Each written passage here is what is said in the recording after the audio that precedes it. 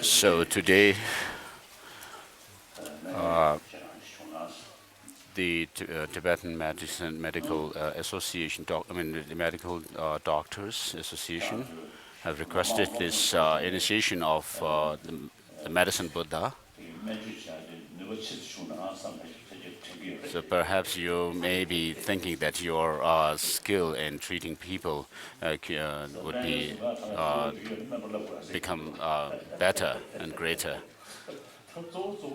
after having studied medicine, traditional Tibetan medicine. Of course, just by reciting the medicine Buddha mantra will not make you better in treating people.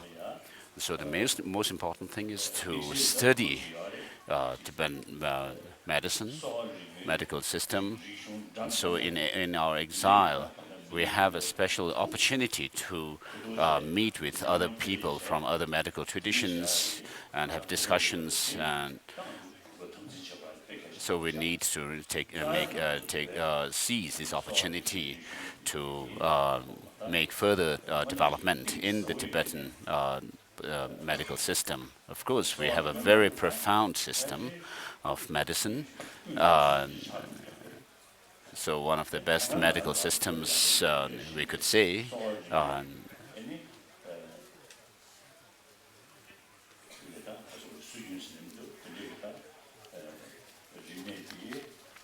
So this medicine, the medical system, Tibetan medical system, during the 8th century, during Tibetan King Tisung Detsen's time, there was a kind of a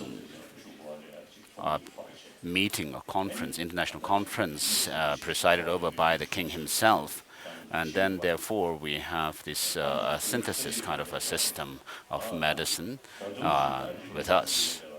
And so today, in this 21st century, we need to use our own experiences and make improvements over whatever we have. So by seizing the opportunity that we are presented with in exile. So even from the Dharma point of view, we have the daily practices in order to which are meant for making inner transformation and make progress within. And we should not feel contented with what we have, but we need to make further progress. So you have requested this medicine Buddha initiation in connection with your Suramaya.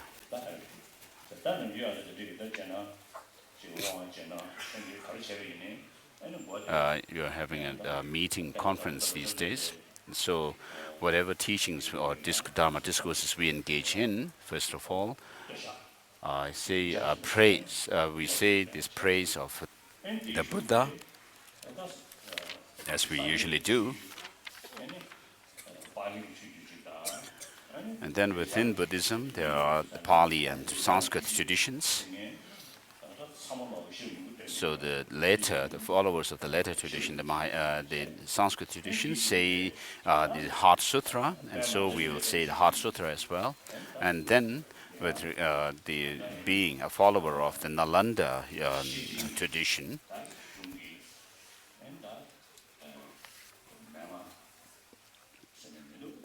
where we say that study the Prajaparamita Sutras, and the essence of which is contained in Abhisamaya Alankara by Maitreya, which shows how to progress along the path to Buddhahood. And there is in the Heart Sutra, there is this mantra, which means that from this time where we are, our mind is right now in ordinary state, we should make progress further and further, go along the path and become enlightened. And therefore, the Abhisamaya Alamkara, the ornament of clear realization, shows the progression along the path very clearly. So we'll say the verse of salutation from this text, and then the explicit content of the Prajnaparamita Sutras, the Perfection of Wisdom Sutras, is emptiness, and which is explicated mainly by Master Nagarjuna. So we'll also say there's verses of salutation of Mula Madhyamaka Karika by him, by Master Nagarjuna. And then there is a tea and bread, which are going to be distributed. We should see when we need to do. And so while we engage in the prayers, we should also, while we say these prayers, we should also, we'll also be taking bread and tea.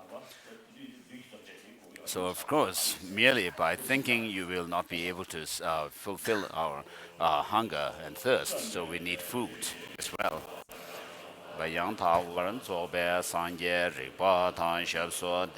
the founder, the endowed transcendent destroyer, the one going beyond, the full destroyer, the fully perfect, completely perfected, fully awakened being, perfect in knowledge and in good conduct, Sugata, knower of the world, supreme guide of human beings to be tamed, teacher of gods and humans, to you, the completely and fully awakened one, the Bhagawan, the glorious conqueror, the subduer of the Shakya clan. From the Shakya clan, I prostrate, make offerings, and I go for refuge. So this is said 3 times. To the founder teacher, the Bhagawan, the Tathagata, Arahat, Samyak Sambuddha, perfect in knowledge and in good conduct, Sugata, knower of the world, supreme guide of human beings to be tamed, teacher of gods and humans. To you, the completely and fully awakened one, the endowed transcendent destroyer, the glorious conqueror, the subduer from the Shakya clan, I prostrate, make offerings, and go for refuge. When, O supreme amongst humans, you were in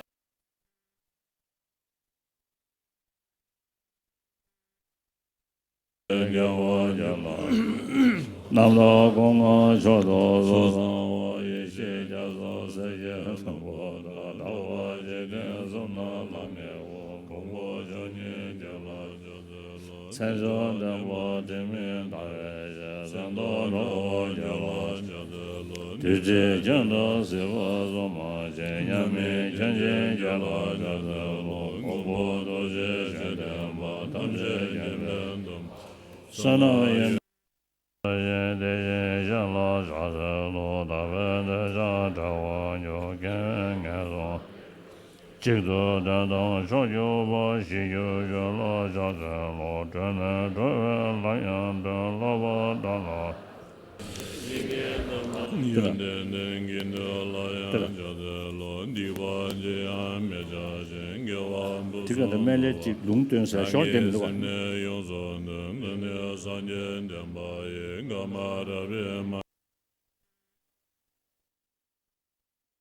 actions, perform only perfect virtuous actions, subdue your mind thoroughly. This is the teaching of the Buddha. A star, a visual aberration, a flame of a lamp, an illusion, a drop of dew, or a bubble, a dream, a flash of lightning, a cloud, see conditioned things such. So let's say first the blessing for the tea, the grace for tea and bread.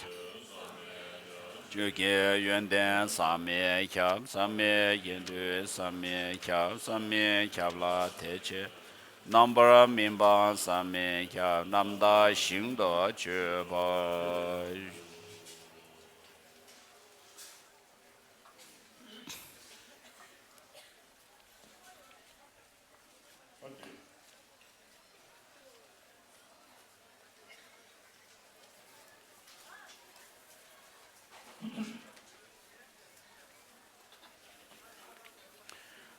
Through these merits, may sentient beings attain the rank of all-seeing, subdue the foe of faults, and be delivered from samsara's ocean, perturbed by the waves of aging, sickness, and death. Should we take tea first or bread first?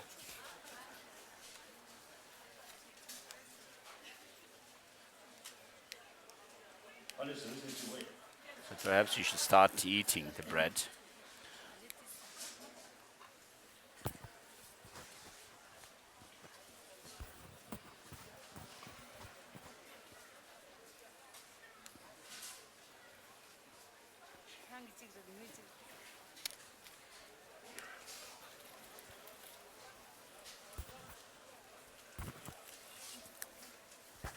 Gezurda.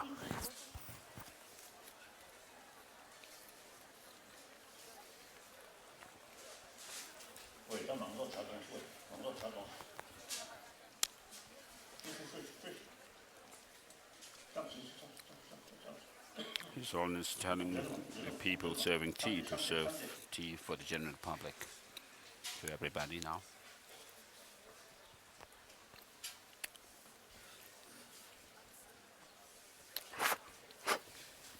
아니다, 허드네.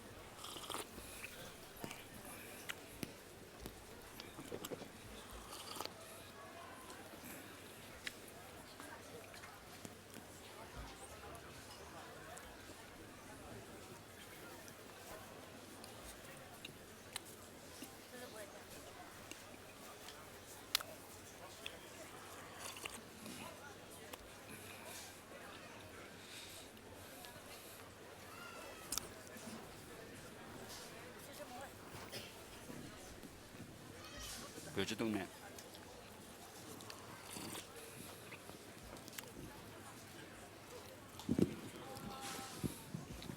말으러 미국가 그래.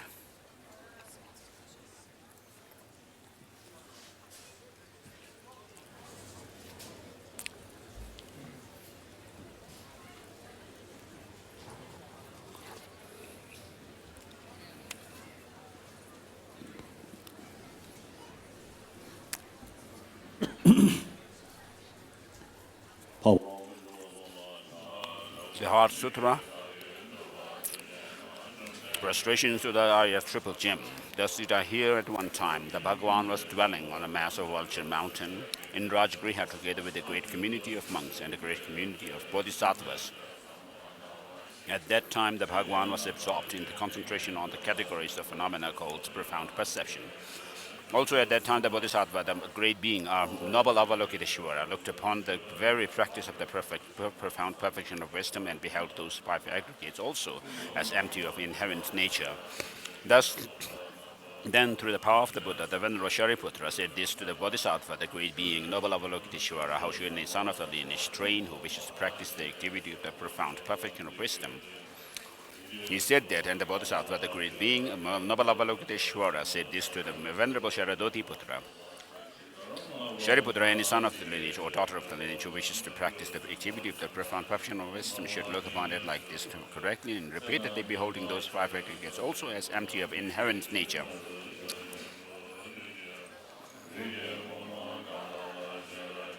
Form is empty, emptiness is form, emptiness is not other than form, form also is not other than emptiness. In the same way, feeling, discrimination, compositional factors, and consciousness are empty. Shariputra, likewise, all phenomena are empty, without characteristic, unproduced, unceased, stainless, not without stain, not deficient, not fulfilled. Shariputra, therefore, in emptiness there is no form, no feeling, no discrimination, no compositional factors, no consciousness, no eye, no ear, no nose, no tongue, no body, no mind, no visual form, no sound, no odor, no taste, no object of touch, and no phenomenon. There is no I element, and so on up to. And including no mind element and no mental consciousness element. There is no ignorance, no extinction of ignorance, and so on up to and including no suffering, no aging and death, no extinction of aging and death. Similarly, there is no suffering, origination, cessation, and path. There is no exalted wisdom, no attainment, and also no non-attainment.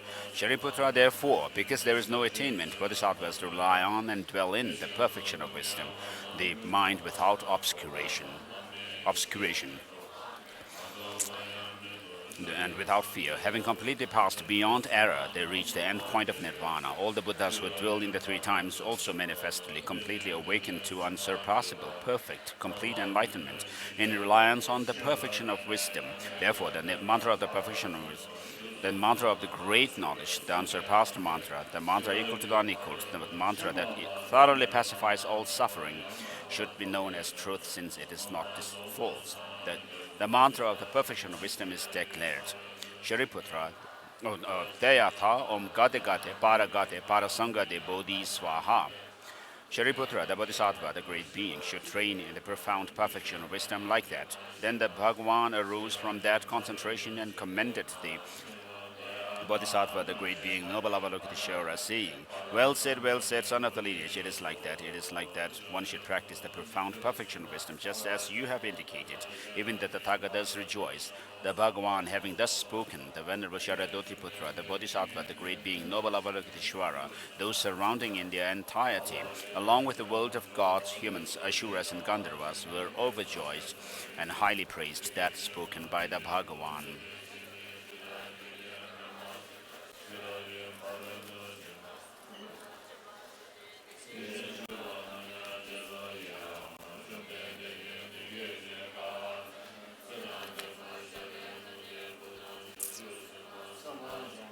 Vajirisi Wanjuta, Tomjeda Dembe, Kor Tedat, Adamida, Lama Yinda, Tisarchip, Jigden Yiram, the Jung.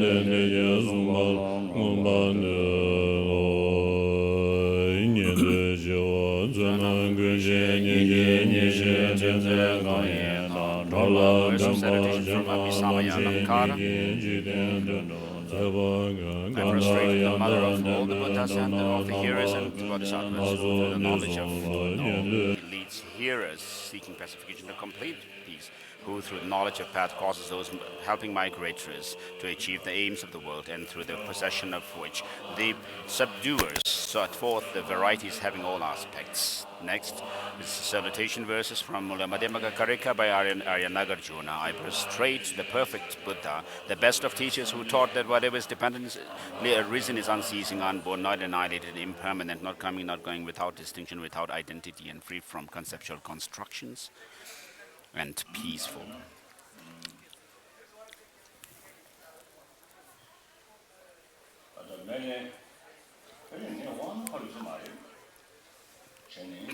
So it seems that I may not have received the actual full-fledged initiation of Medicine Buddha, but I have received the blessing of Medicine Buddha, which is contained in the Rinjung Gyatsa, the compilation of different blessings, initiations from Tata Rinpoche in my childhood. Then I have received the visionary teachings and initiations of the fifth Dalai Lama as well from him.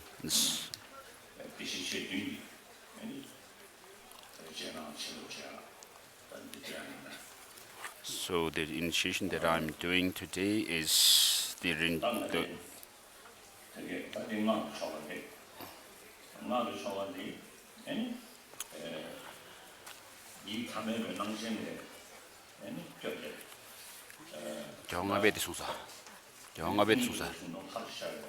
So in whatever practice of tantra you do, it has to be done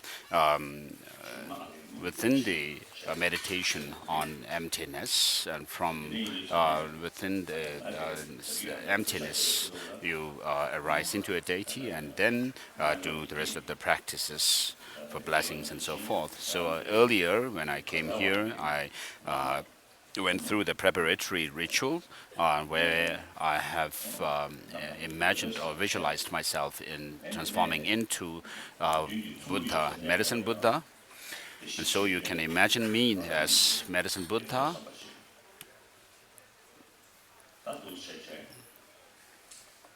And then on the altar, where there is a heap of tsampa, you can imagine the Medicine Buddha. So we can say the mandala offering in request for the initiation. So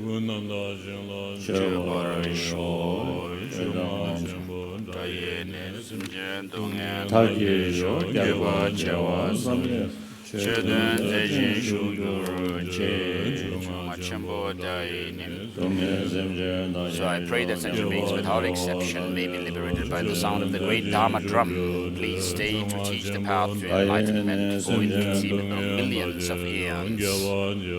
I pray that sentient beings without exception may be liberated by the sound of the great Dharma drum. Please stay to teach the path to enlightenment for inconceivable millions of eons.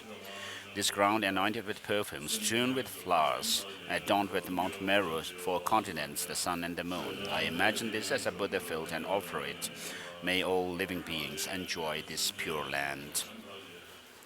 May I pray the sentient beings, without exception, may be liberated by the sound of the great Dharma drum. Please stay to teach the path to enlightenment for inconceivable millions of eons.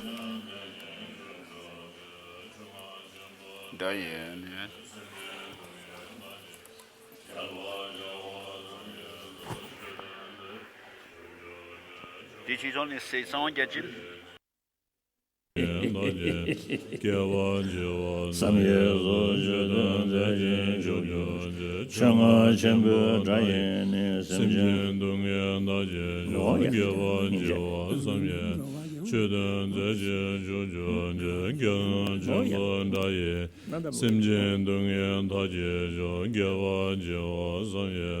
Chodan zeje jojo je chunga jembo daye ne semje dongye daye yo gyabo jo sanye zu chodan zeje jojo je chunga jembo daye semje dongye daye jo gyabo jo sanye chodan zeje jojo je no 음식쇼도 이시던데 식쇼도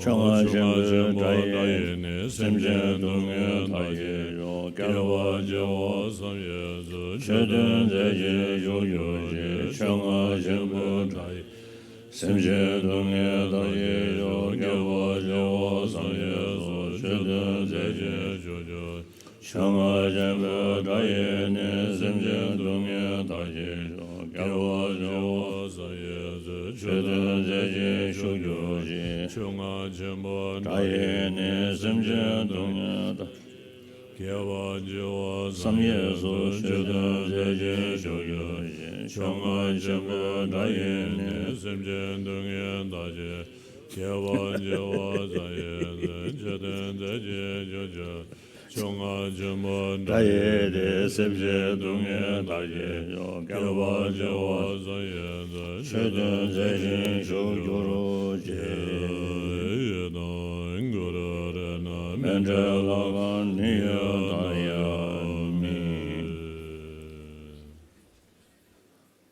Oh, 다?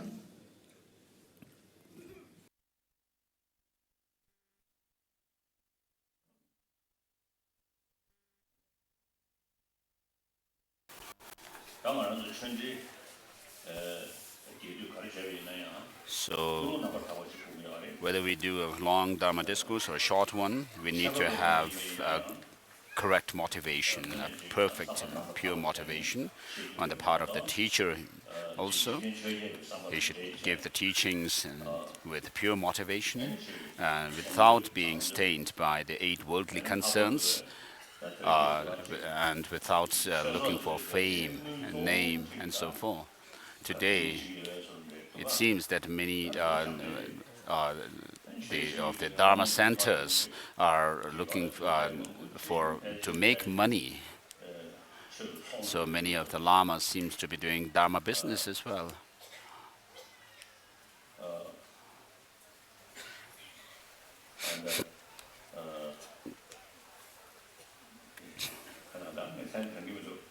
I don't remember the name, but there was one good lama.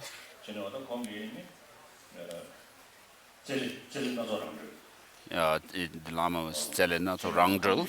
He had said, he had made 3 promises or commitments.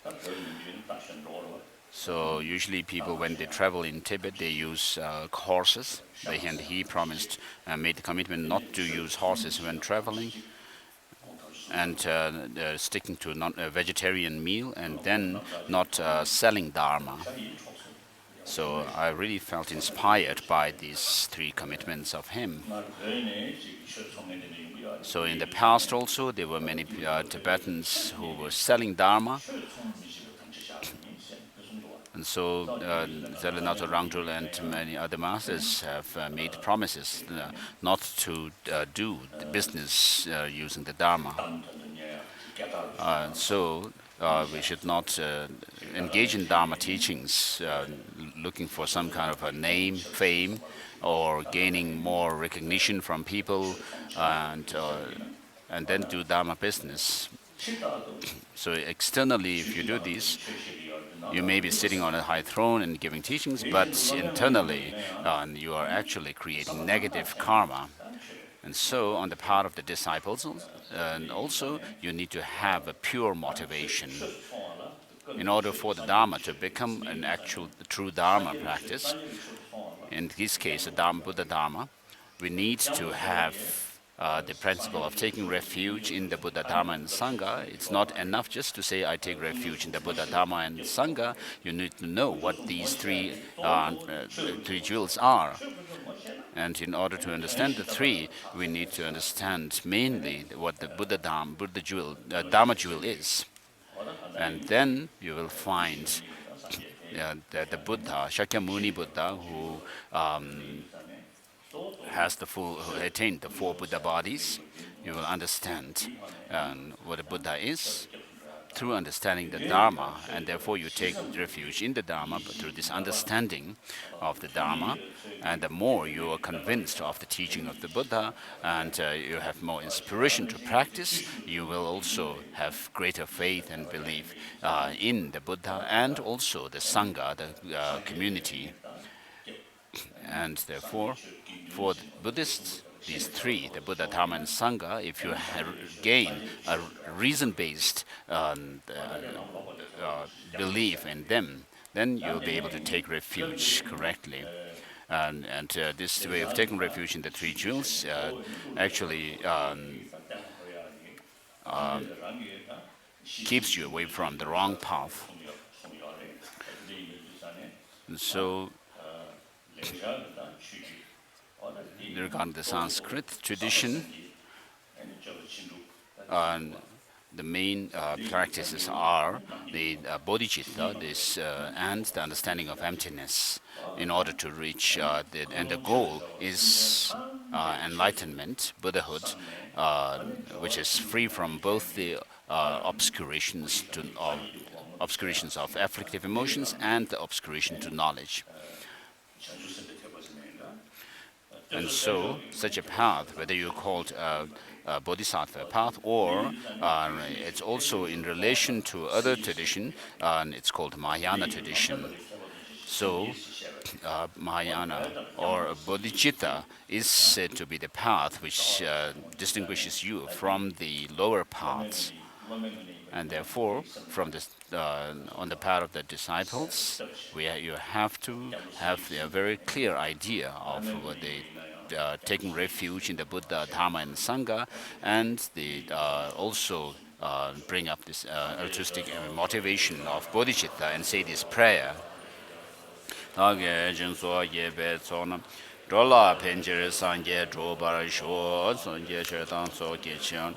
go for refuge until I am enlightened to the Buddha, Dharma, and the Supreme Assembly. By the accumulations I create through generosity and so forth, may I become a Buddha to benefit all sentient beings.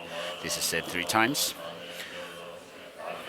I go for refuge until I am enlightened to the Buddha, Dharma, and the Supreme Assembly. By the accumulations I create through generosity and so forth, may I become a Buddha to benefit all sentient beings. So today, the Tibetan medical doctors are the main disciples for receiving this initiation, and then there's a huge number of students from schools gathered here today. So In order to practice the Dharma, as I usually say, we are following this pure Nalanda tradition. Therefore, I usually give an introduction to Buddhism, to spiritual traditions.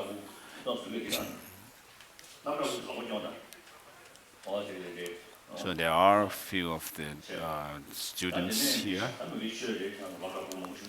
And then downstairs we have there are lots of school kids. So how should I give the introductory teaching on spiritual traditions? So perhaps I think I should do like this. So I am someone who has now reached around about 79 years of age, and I have lots of seen lots of things and heard a lot of things, and therefore I have actually personally have some to give a summary of my experience. First of all, in this world, all sentient beings, including these insects, the bugs, want happiness and do not want suffering. There's no question about this. So perhaps this very subtle or small bugs may have smaller pains and pleasure. But then the suffering and pain and pleasure in connection that arise in connection with mind, maybe the animals have less of them because they have to do with our own mental thinking. And therefore, the animals do not have so many hopes and fears and like us human beings. So we, since the time of our in the womb of our mother and after birth and until death, we do not want suffering but want happiness. So these 7 billion people on this earth are same in this sense.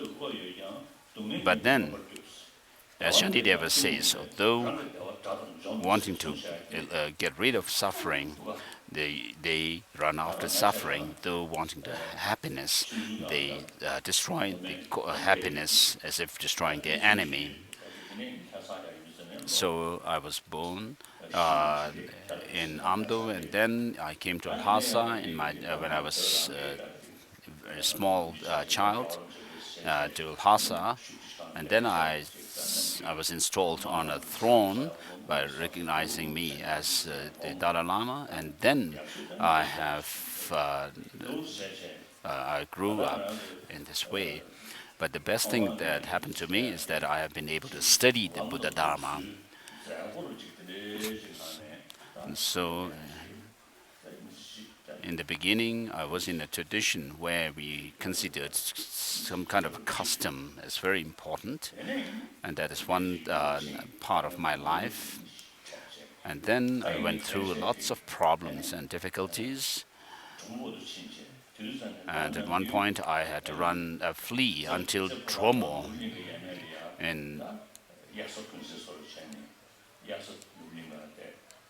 And then I lived in Potala Palace and Nobulenka Palace during the winter and summer, respectively. And I didn't have much interaction with the common people. But when I went to Tromo from Lhasa, I met on the way, I met many people. And then when I returned to Lhasa from Tromo, again I met many people passing through villages. So I saw the situations and the conditions in the Tibetan villages in those days.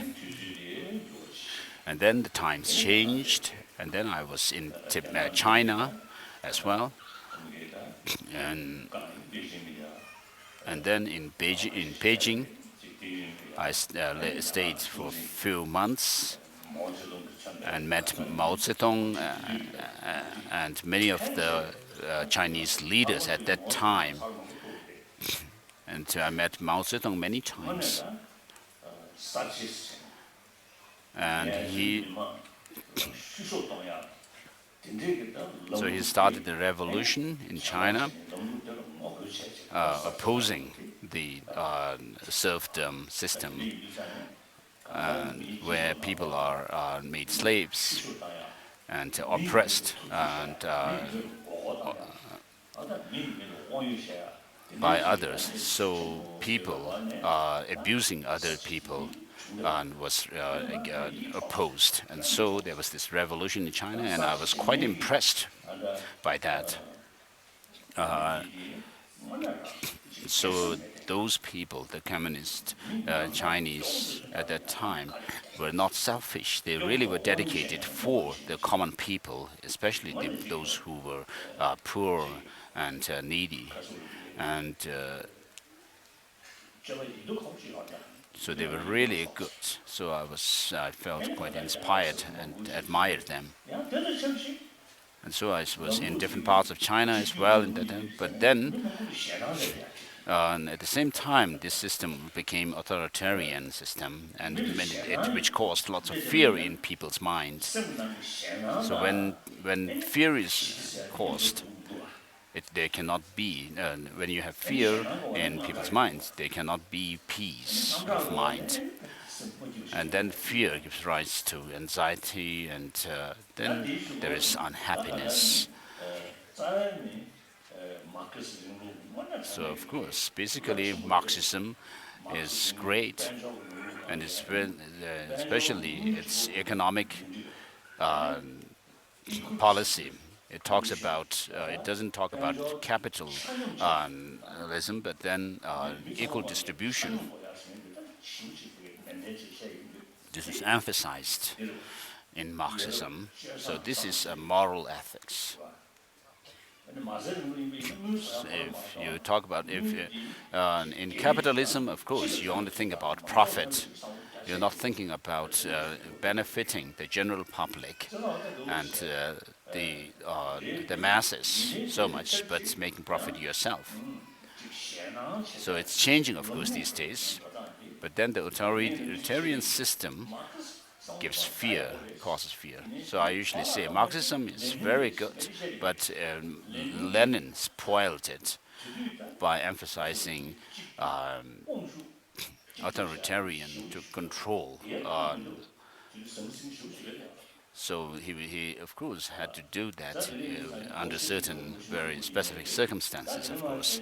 And then there was the Bolshevik Revolution, and then the Chinese Revolution also happened. And then during those revolutions, they used force, and there was lots of fighting.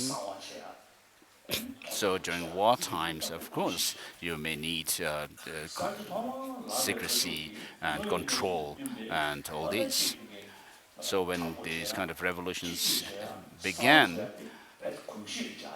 people used force and kept things secret, and also there was control. Everything was controlled by the leaders. So of course that was needed at that time. But then that remained with people even when the situation changed. And then after having been to China, then I was able to come to India, and I met many of the Indian freedom fighters who were there with Gandhiji, and such as Rajendra Prasad, the first Indian president. He was really a humble person who lived a very simple and contented life. And then I was able to visit the Indian Parliament, the Rajya Sabha and Lok Sabha, and I saw the democracy in play. So at that time, in 1956, Zhou Enlai, Koronji also came to India, in Delhi. And then we had a luncheon together.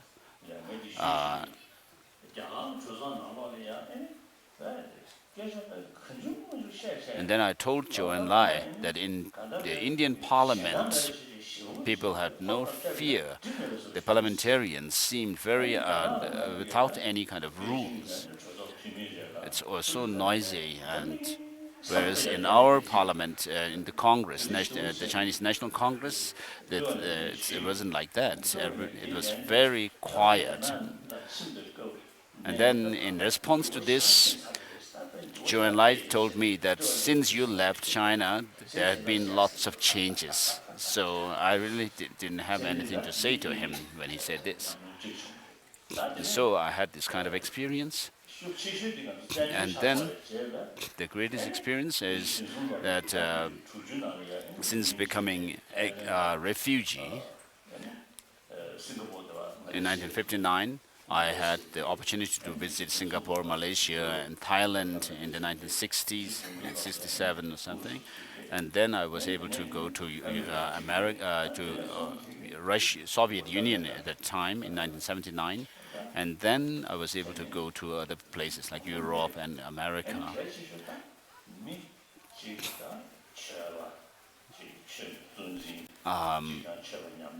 So I've been able to meet in these travels, during these travels, meet with people who are religious, spiritual, atheists, and people who are doubtful about spiritual traditions, and the business people, and then poor and needy people, destitutes. So I have been able to meet people from all walks of life, and because of that, of course, everyone pays attention to material development, thinking that there would be happiness if we have all the material necessities. So, of course, in the West, there has been a great material development and progress through science and technology, which seem to have been focused mainly on material development alone. And then in the eastern part of the world, they followed the footsteps of the Western world like that, focusing on material development. So the existing education system that we have now is actually focused on material development. So it's mainly focused on material development alone. And so people who grew up under such circumstance are not able to think other than thinking of material development for happiness. And then when you grow up under such culture and habit, you grow in this kind of habit. So the whole society has become like that. So that being the case, then if you ask, does it give real, true happiness to people or not? And so today, we're renowned, intelligent scientists, businessmen, business people, and educationists, and intellectuals see that material development alone cannot get rid of our peace of a disturbed mind.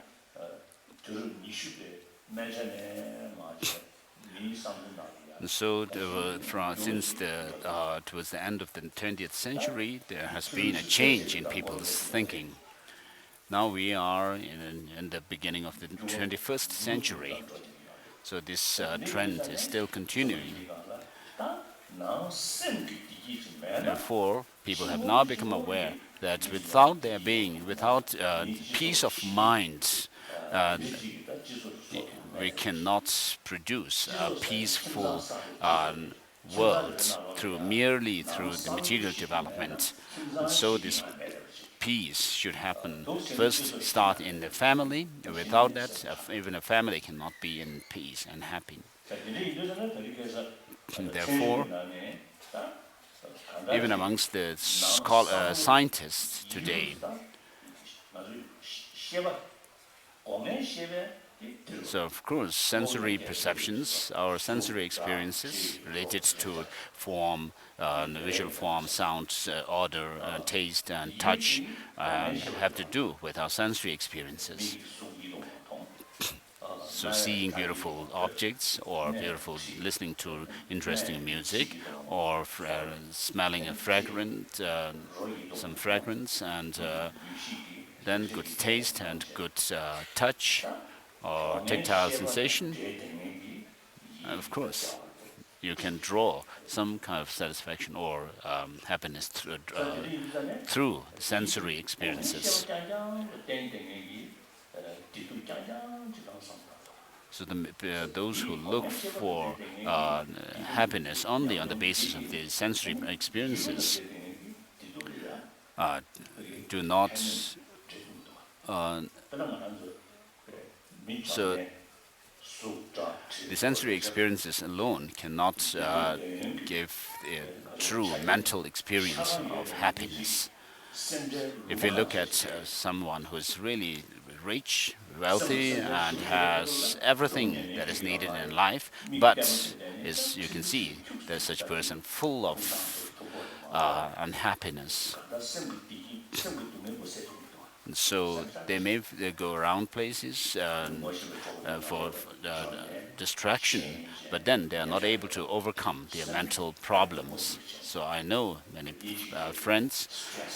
There are many friends who are full of stress, to use an English term, and then they also are lonely. Although they have all necessities of life, they are still lonely. So, what I'm mainly saying is that just focusing on the material values, material developments, and hoping that you will gain happiness through them, through that, of course, you will not be able to overcome mental anxiety and fear and so forth. And therefore, today, medical scientists, through their experiment and analysis, they found that if you have peace of mind, you'll have physical health as well. If you're disturbed, mentally disturbed, then that also disturbs your immune system, and you will not have physical health as well. So this is what they have found, and therefore the material development alone cannot overcome people's difficulties and problems and cannot give them real happiness. So many learned people say this. And therefore, what we are left with is turning to the spiritual traditions. But then many people are not religious. They do not follow any spiritual tradition or religious tradition. Over 1 billion people are like that. And so they also are human beings, not wanting suffering, but wanting happiness. So they need happiness. And therefore, the first level is to find a means for the 7 billion people to have happiness, which comes through love and compassion. This is commonly understood. So for the last 3,000 or 4,000 years, all the spiritual or religious traditions have acknowledged that love and compassion are the root of human happiness. And therefore, they teach love and compassion, whether they are theistic or non-theistic religions. All of them consider love and compassion to be very important. And so, this is seen as a root for our peace of mind. And so all the religious traditions teach this. Love and compassion.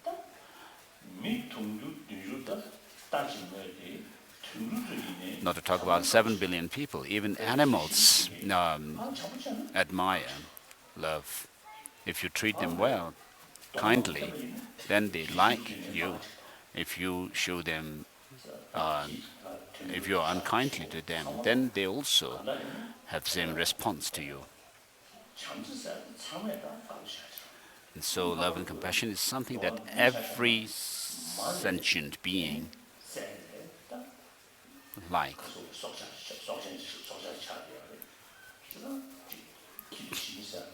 So, for example,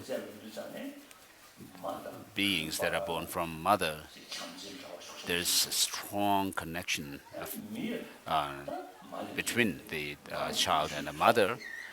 There's a strong affection because the child has to survive through love of the mother. That's how our life has started, with affection from our mother. In our childhood, we survived and we grew up through the kindness and affection of a mother. If our mother were very angry and unkindly, then we wouldn't have experienced affection. So the 7 billion, the entire 7 billion people have the same experience, the experience of affection from our mother, and because of that strong affection, it also has become part of it's in our blood. And so, the greater love and compassion in your life, you have greater physical health. It's very clear that we, as human beings, are social animal. We have to live together. We cannot live alone. And so we are a social animal. Because of that, as long as you are a social animal, then there needs to be a factor which actually binds us, brings us together, which is sense of community, sense of belonging. So even the animals, the social animal, have this.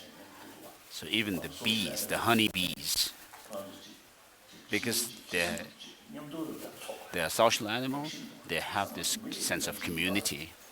And so we, human beings, also have this by nature. But what we are lacking is the way people are educated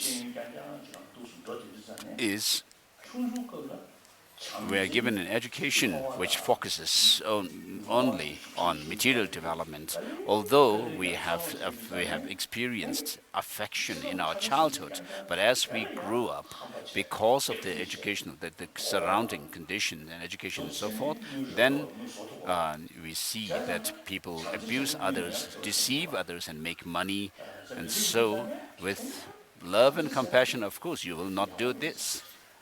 And then we grew up with the idea that, oh, of course, compassion and love are good, but, and therefore, these 7 billion people on this earth, amongst them, those lacking love and compassion are not happy. If you look at history of the world, in the 20th century, over 200 million people were killed through wars, disregarding the life of others, but looking only for one's own profit and gain for one's own side and defeating others. And so we made such a distinction, and then we considered that if we could defeat and overcome our enemy, that is a great gain for us, victory for us. And so this is how we have been in our history. So if human beings in the past have lived with love and compassion as the main factor, then of course the 7 billion people today would not have the problems, these conflicts and so forth. So what we need to do is we need to change our thinking, our mind, which cannot be done by changing the surroundings, the external amenities. But we need to look into our mind and see what factors cause us unhappiness or are bad for us, and what are those factors in our mind which are good for us. So if we, even in the case of medicine, external things, we say some things are good for us because they are medicinal and others are not good because they are poisonous and so forth. And so then we make this distinction and discard those which are poisonous and take those which are medicinal. And so similarly, in the case of the mind, we have these different factors. So these days I say this, we are talking about physical hygiene, we are studying about it, and therefore similarly we need the hygiene of emotion as well.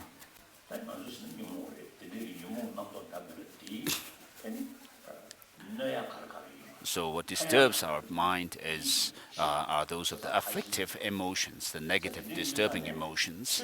And so we need to get rid of that and develop emotional hygiene.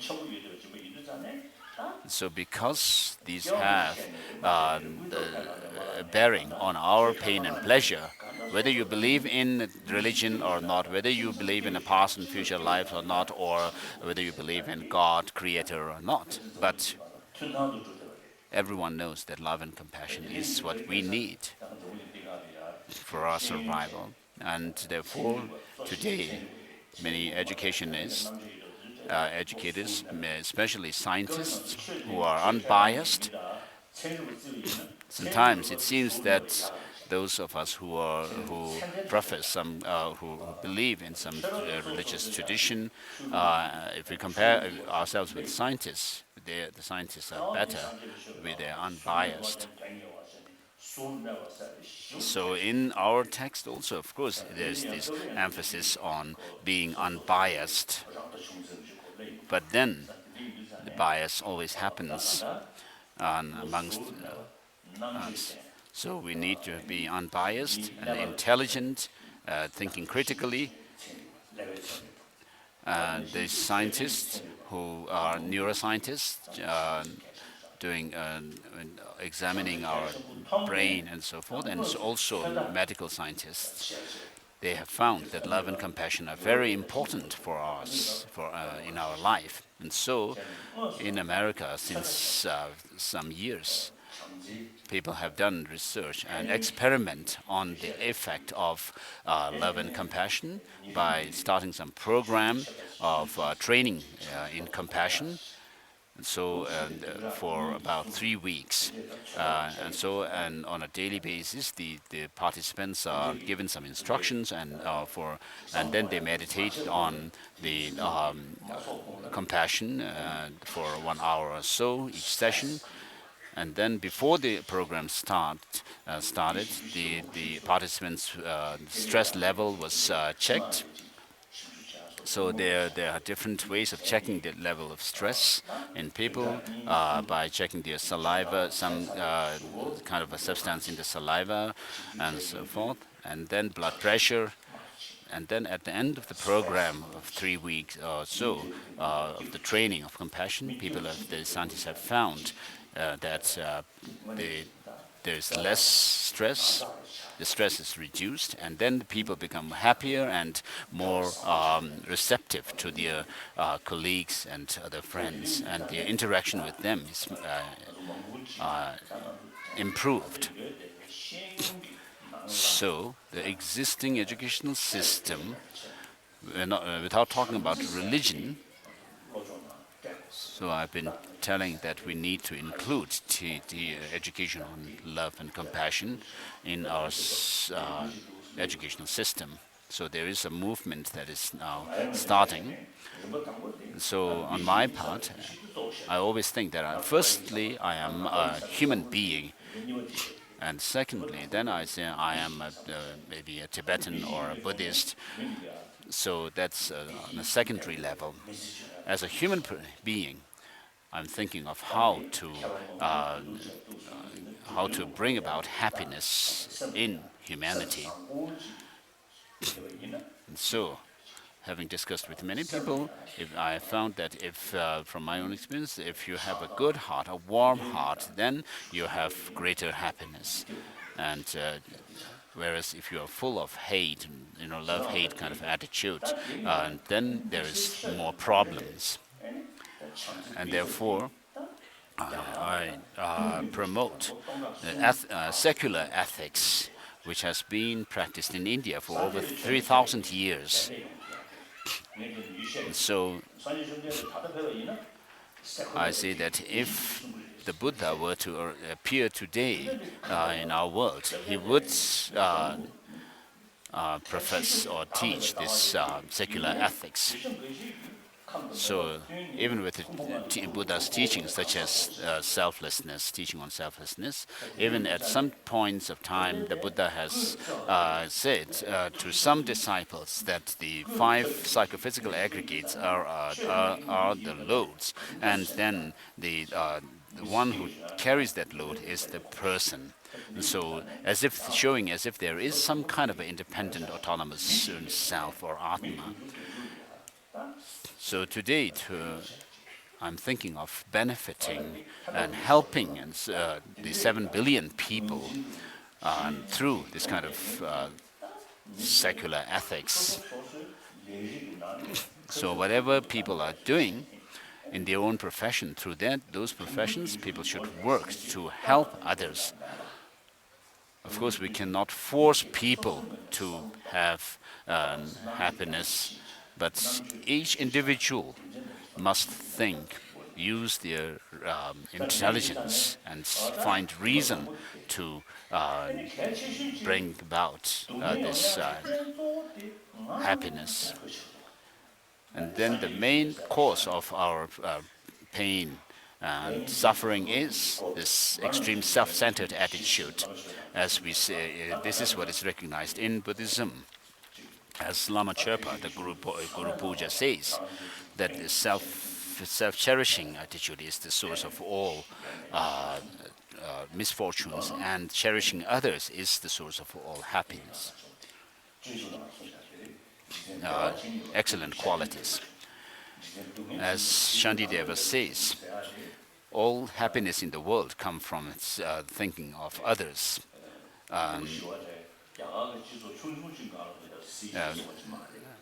Whereas all suffering in the world comes from the self-cherishing, thinking of happiness for one's own self. So the more you think of, the more you are altruistic towards others, then you wouldn't have any kind of a fear or suspicion with others, thinking that, oh, this might not this person harm me or cause some trouble to me. So there's no basis for, if you have the greater altruistic you are, you will have greater self-confidence and inner strength. And so when you have these, then whatever you do, whatever you say, will be transparent. You can be transparent. You will not be dishonest and deceptive, hypocrite. So if you are just focusing on your own self, then you will be hypocritic. And with that, you cannot build trust with others. So there's distrust. If you are not transparent, then you have suspicion. With suspicion, you cannot have trust from others, and without that, you cannot have friends. Even between couple, of course, if you cannot trust each other, there is no. You will not be able to go along with each other. Even that also is the case between children and their parents. And even in the case of animals, between parents and the kids. So for trust, we need to be honest, truthful, and transparent. And therefore, the root of happiness is, for that, it's important to have transparency.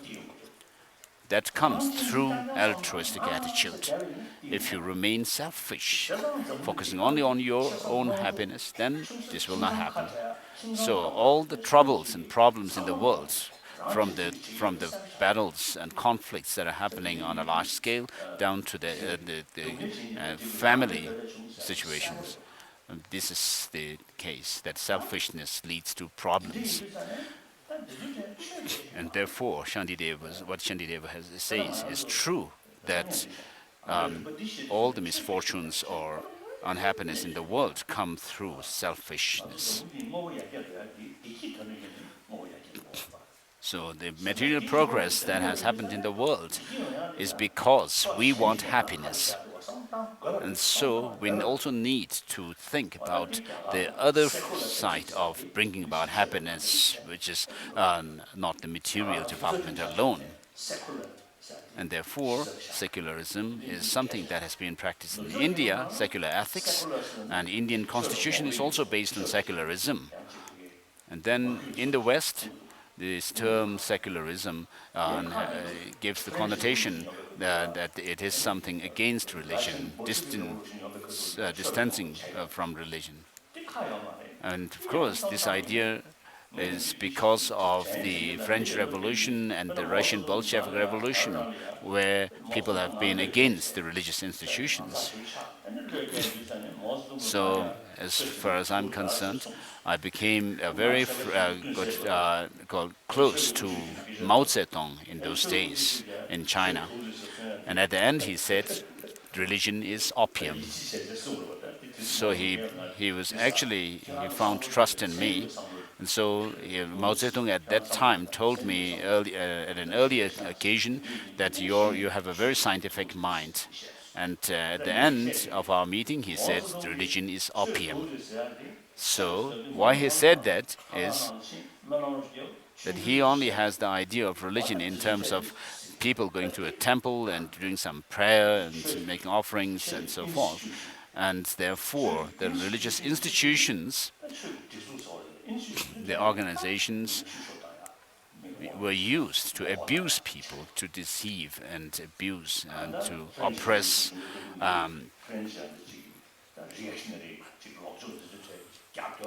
And therefore, in France in those days, the French Revolution happened because the kings were supported by the religious institution to abuse the subject. And similarly, this has happened this is the case in relation to the Bolshevik Revolution as well. The czars and so forth were supported by the religious institutions. And so this, of course, using the name of religion, people have abused others. But with regard to love and compassion, nobody will oppose them. So the French and the Bolshevik Revolution and the Chinese Revolution,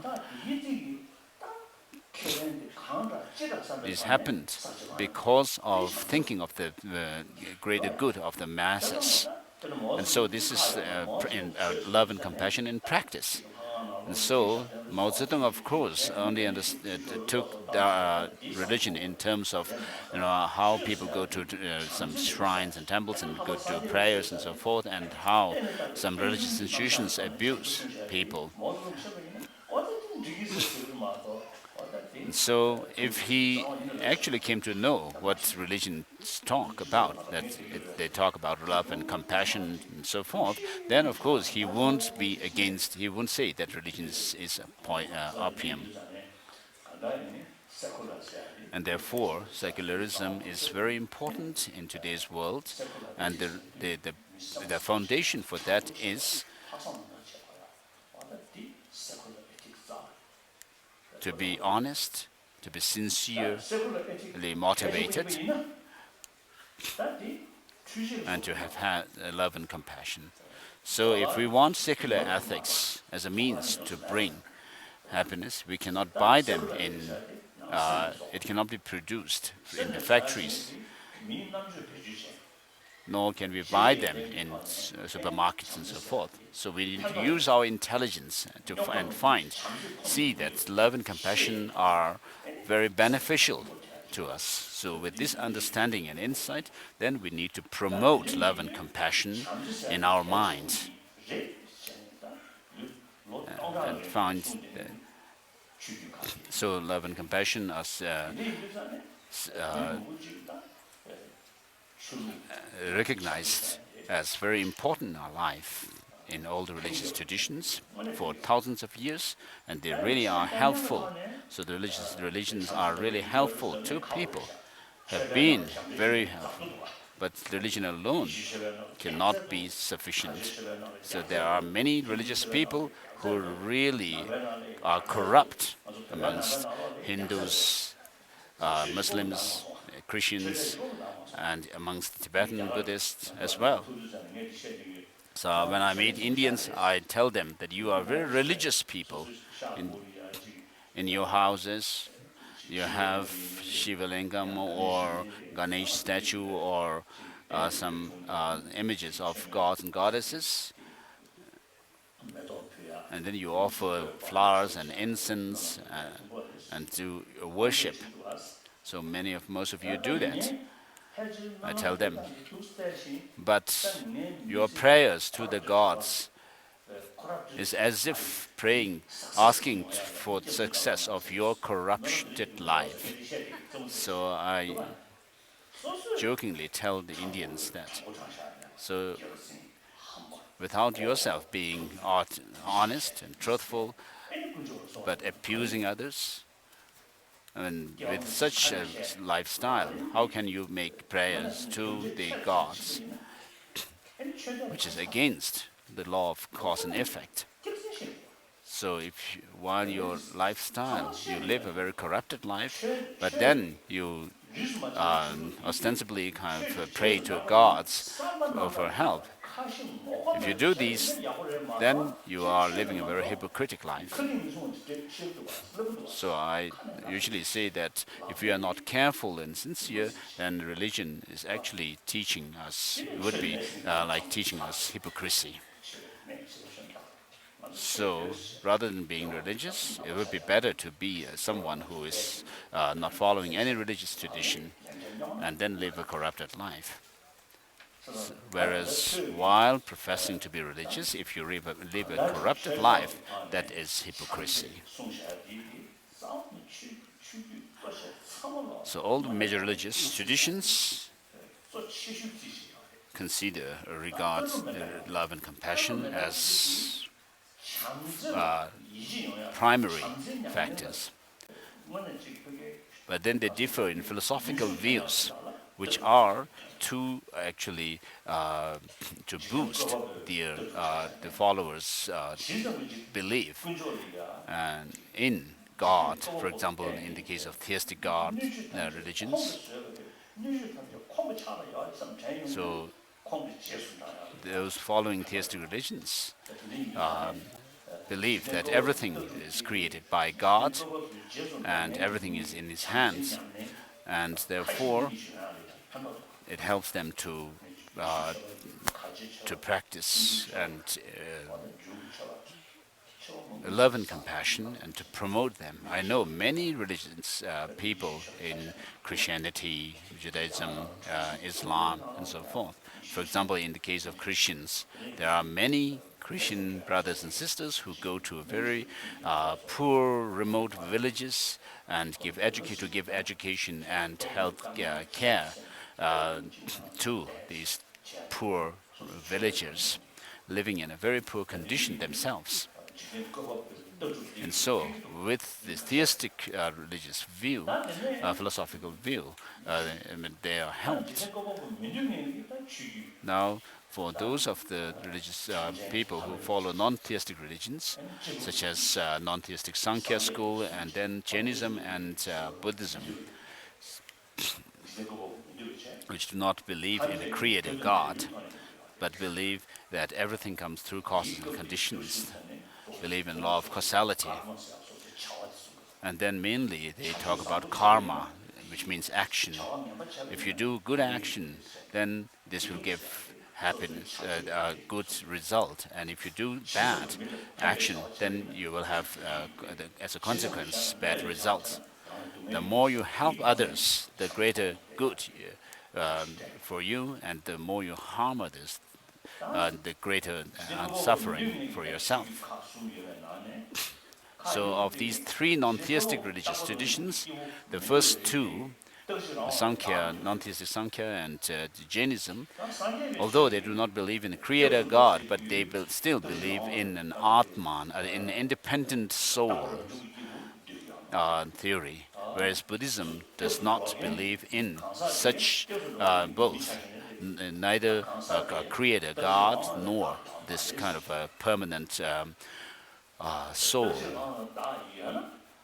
permanent single and autonomous soul or self. So if you were to assert such a self, which is permanent, unchanging, single, and autonomous, I mean, of course, and if you you will not be able to hold on to such position if you really do critical analysis.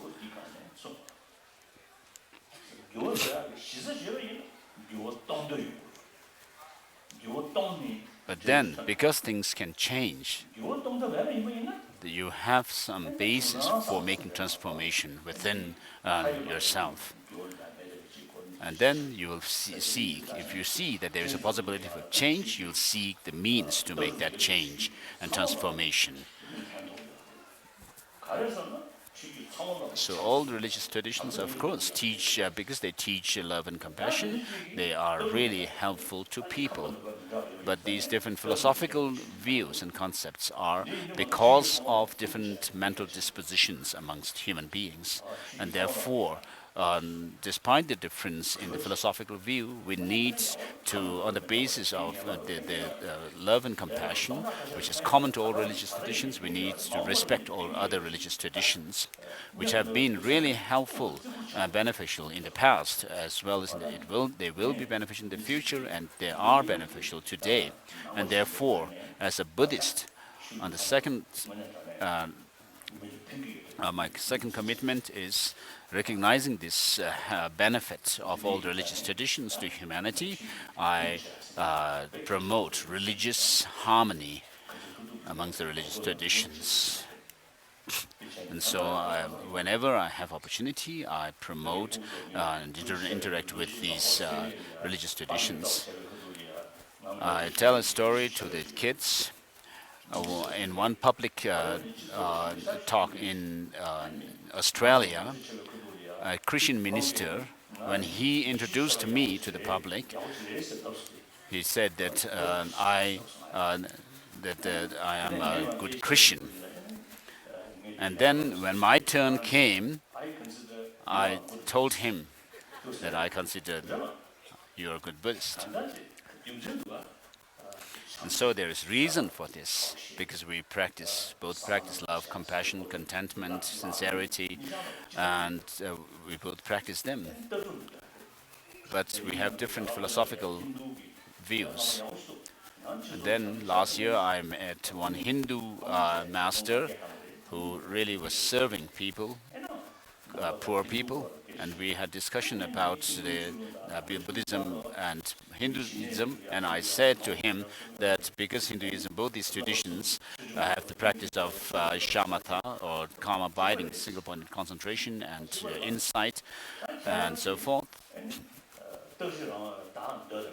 We have the same common practice, but the difference is they believe in an Atma in the case of Hinduism, and believe in non-self theory in Buddhism. But I said that doesn't matter. That's a private business, I told him. So you draw benefit through your belief in an Atman, whereas I also draw benefit from belief in non-self theory. So both Hinduism and Buddhism have this common practice of single-pointed concentration and vipassana, insight. So it's very important for us to have religious harmony. If we are angry at the other religious traditions, I mean, of course, we cannot wipe them out anyway. So it's no use. So during one interfaith dialogue, I told the Christians that if you hate the other religious traditions, this doesn't really help because those traditions will still live. And if the other traditions also hate Christianity, it's no use because Christianity will live and continue. And so it's better to live in harmony, I said. And so, of all the religious traditions, the major religious traditions, which have some philosophical ideas and philosophical views, with regard to the teaching on dependent origination, it's only Buddhism that teaches it. And therefore, I usually say that the essence of Buddhism is the ethical practice of non-violence and the philosophical understanding of dependent origination. So all the religious traditions teach non-violence, not harming others, whereas dependent origination is a unique concept in Buddhism. So with regard to this dependency, that things are dependently originated, today, amongst intellectuals, many people pay attention to this, take interest in it, especially scientists, neuroscientists, brain scientists, and then physicists, quantum physicists. So they say that this dependent origination is. They say that there's nothing that exists objectively. So, from the quantum physicist's point of view, because things cannot be found objectively, they seem to get the idea that there's nothing, that everything just dissolves, disintegrates. But then in Buddhism, we say that although things cannot be found when analyzed, these still exist by way of convention, dependence. So I tell people that when they want to understand and learn, begin their investigation into emptiness, they should first study quantum physics. So many scientists take interest in the teaching on dependent origination. So amongst some scientists whom I know, there are many renowned ones, well-known scientists. When we talk about love, compassion, and dependent origination and so forth, they feel really inspired by this. And they really admire these teachings, these concepts. And therefore, as a Buddhist, first, as a human being, we can see how we, as Buddhists, can contribute to humanity. And we are not talking about proselytizing the other people, but helping people. Buddhism is not about just rituals, doing some rituals, following customs and so forth. Buddhism in general, and particularly Tibetan tradition of Buddhism, where we do a rigorous study over 20, 30, 40 years.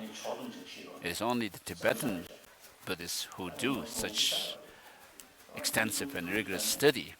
Having met many different followers of the different traditions of Buddhism, I have found this to be the case. And so, in terms of knowledge of Buddhism, there is none like Tibetans. And this, the teaching of the Buddha, which was first taught in Sanskrit and which has come from Sanskrit to us, and also in Pali it is found, but it is the language of the Tibetan language which can explain the profound and the vast teaching of the Nalanda tradition of Buddhism.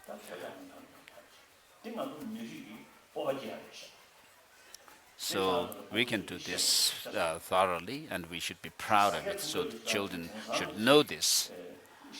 So if you know some conversational phrases, and of course, with regards to modern subjects like science and so forth, Tibetan language has not developed much.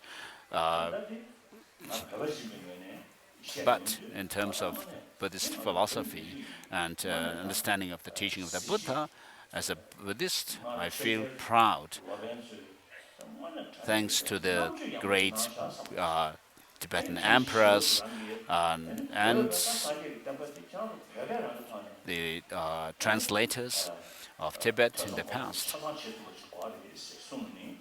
And Master Shantarakshita, who really instructed the Tibetans to study Buddhism through our own language. And he was the one who asked the Tibetans to translate the teachings of the Buddha into Tibetan.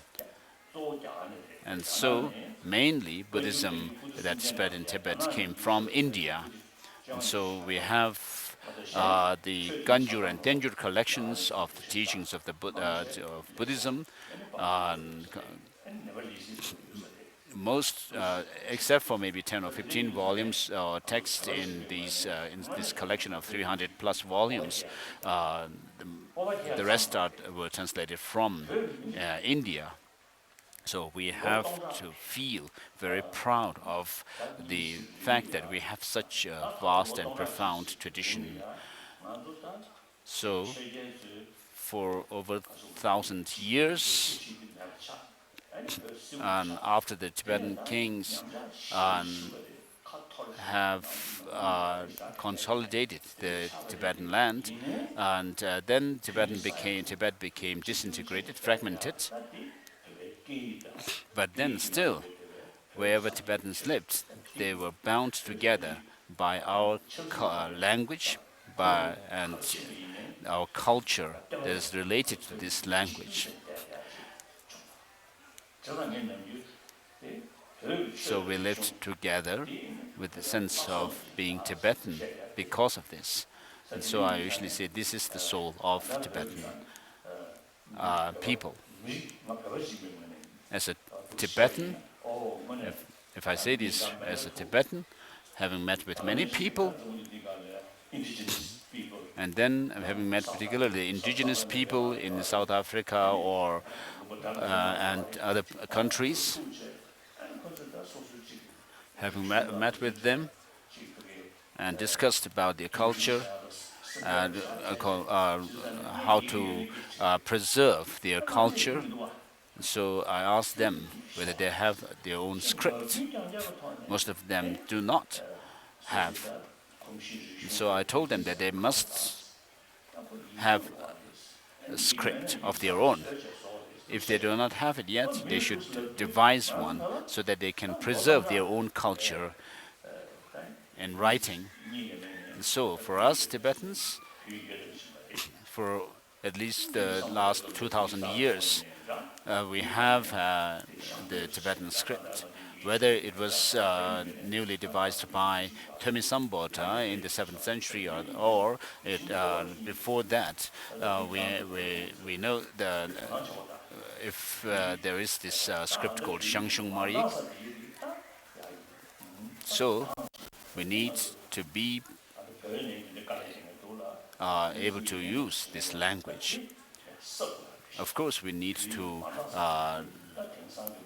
make improvement over it by translating different subjects, supplement where we are lacking in terms of modern subjects. And there are people who are already doing this from inside Tibet and others. And so, when we think about our own culture and language and so forth, we should feel proud of ourselves. So in the 60s and early 70s, there were some Tibetans who had said that having been born as Tibetans, they had said that they were really unfortunate to be Tibetans. But then as time went by, and today we have come to a situation situation where even non-Tibetans claim to be Tibetans, especially those who illegally migrate to America or Europe. And then there are people who dress like monks and nuns, and also to go into those countries. And so we need to be proud and confident. Of course, it doesn't mean that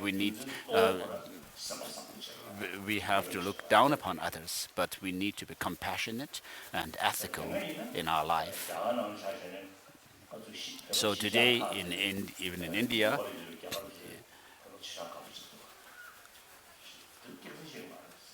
the Indians living around the Tibetan settlements have said that Tibetans are not lying. Tibetans don't lie; they are very honest and so forth. But even in America and Europe and other countries, people say this. But then today there are few misbehaving Tibetans in America and so forth. And some Indians living in Kulu and Manali regions of Himachal Pradesh have said that the Tibetans who have come into exile in the past, in 59 and 60s, they were really trustworthy.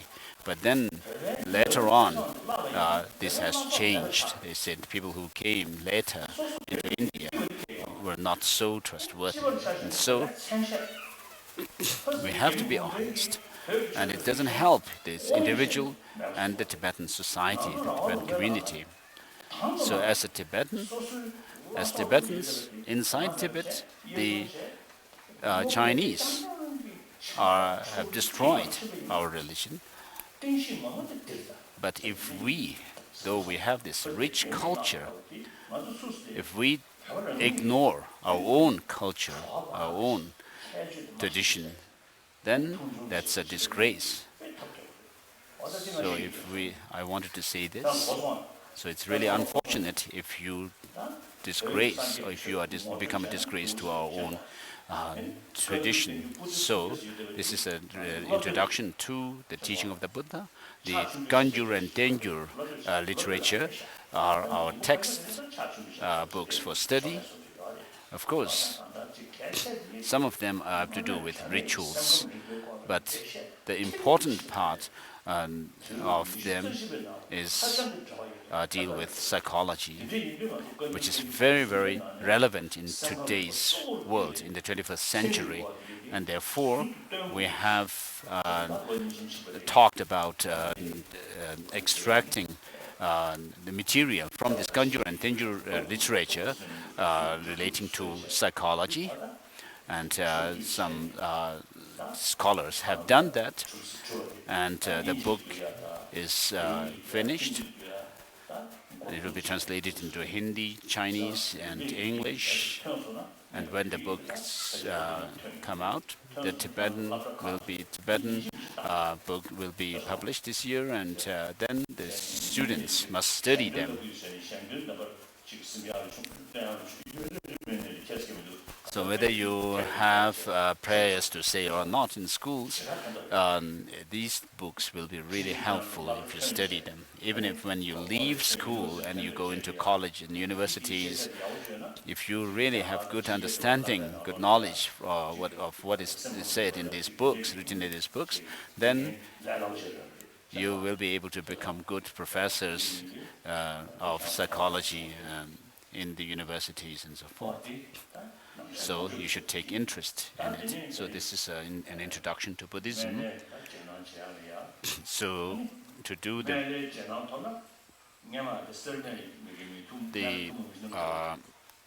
blessing of Medicine Buddha. So if you receive this, I've done it in South India, in Sera. And having given this blessing of Medicine Buddha in Sarame Monastery, I said from today there will be nobody who would be sick.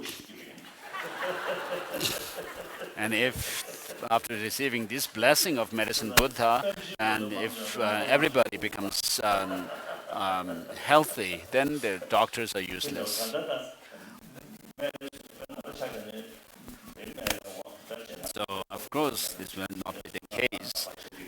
Me too. I do recite the Medicine Buddha mantra every day, and I have pain in my knees and my eyesight, and it's not good.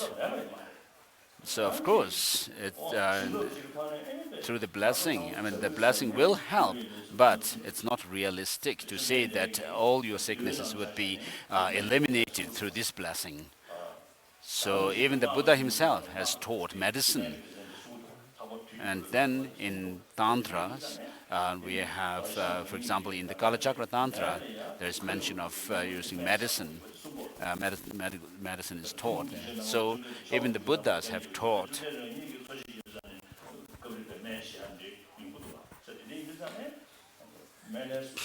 And then, of course, when you become sick, you should seek medical treatment, and when you take the medicines, you should recite the mantra of Medicine Buddha as well.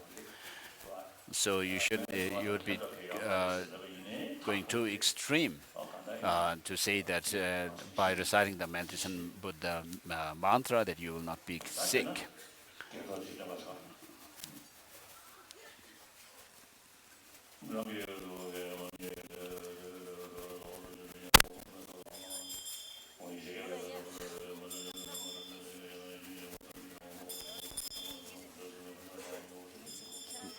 지금 하되 그 고래 얘기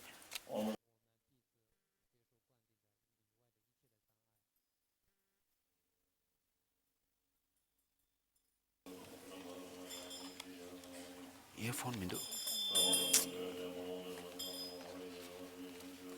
kia chấm nó dọc mà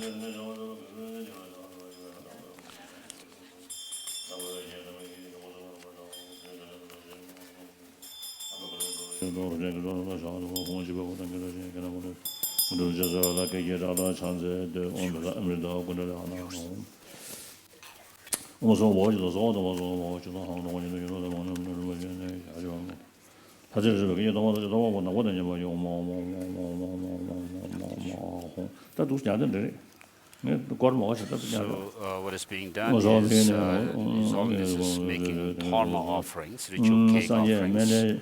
To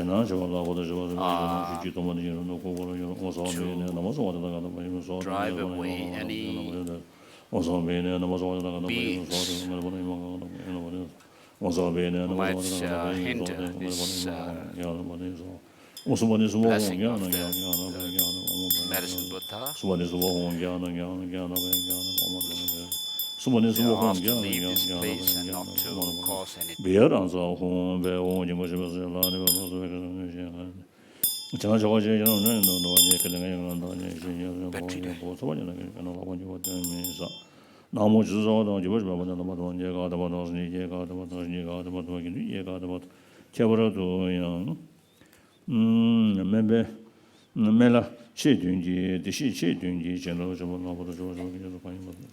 they are asked to leave this place where the blessing, the permission to practice the seven Medicine Buddha is being given. And then having sent them away, the master creates Vajra fence around this place to stop any hindrances. Please recite this, repeat this.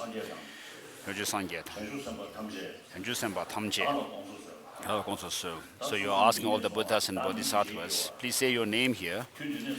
From now on, until enlightenment, the Medicine Buddha, I'll take him as my meditation deity. And Master, please give me the transmission. Please, Master, please give me the transmission. Master, please give me the transmission.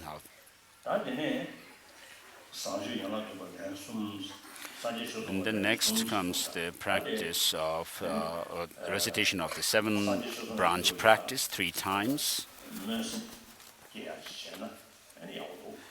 So we'll do first do the generation of bodhicitta. So for that, we'll use the verse of refuge and bodhicitta. So imagine, as you can see the Thangka painting up there, so imagine the Lama in the form of medicine Buddha, blue in color. In his left hand, he's holding a bowl filled with medicinal things, and then in his right hand, he's holding the medicinal plant. And then above in the space, the Buddha Shakyamuni, who lived around 2,600 years ago. So, with regard to the Buddha himself, of course, the Buddha exists at all times, but he assumed passing away in 2,600 years ago, coming in the form of a Buddha. So I have a story to tell here, which is like happened in Thailand. So there was one bhikshu who was considered as an arahant, someone who has overcome all the afflictive emotions that are within ourselves. And so in our Abhidharma text, in our Madhyamaka text, we usually mention the arhat in accordance with the Abhidharma tradition. And so perhaps he was someone like that. And so this master, Thai master, when he was sitting in meditation one day, he saw in his vision the Buddha surrounded by other arhats. And therefore, so from then on, he had said that the Buddha still is alive. Is still, although he 2,600 years ago, the supreme emanation form of the Buddha had passed away, but the Buddha still lives, he said, and therefore he, although according to his own Theravada tradition, the Buddha cannot be living anymore, but he said that the Buddha still lives, and discarded his own philosophical view. And then one of his disciples went to China and made some prayer in front of a Kuan Yin statue. And when he was bowing at the Kuan Yin statue, from the Kuan Yin statue heart, a streak of light came down touching his crown. So somebody had taken picture of that as well, so which I saw. And so amongst Tibetans, there were people who have pure visions of deities, the main deities of the mandala, and receiving blessings from them. And so these are, on one level, they are mysterious, but they are there, facts.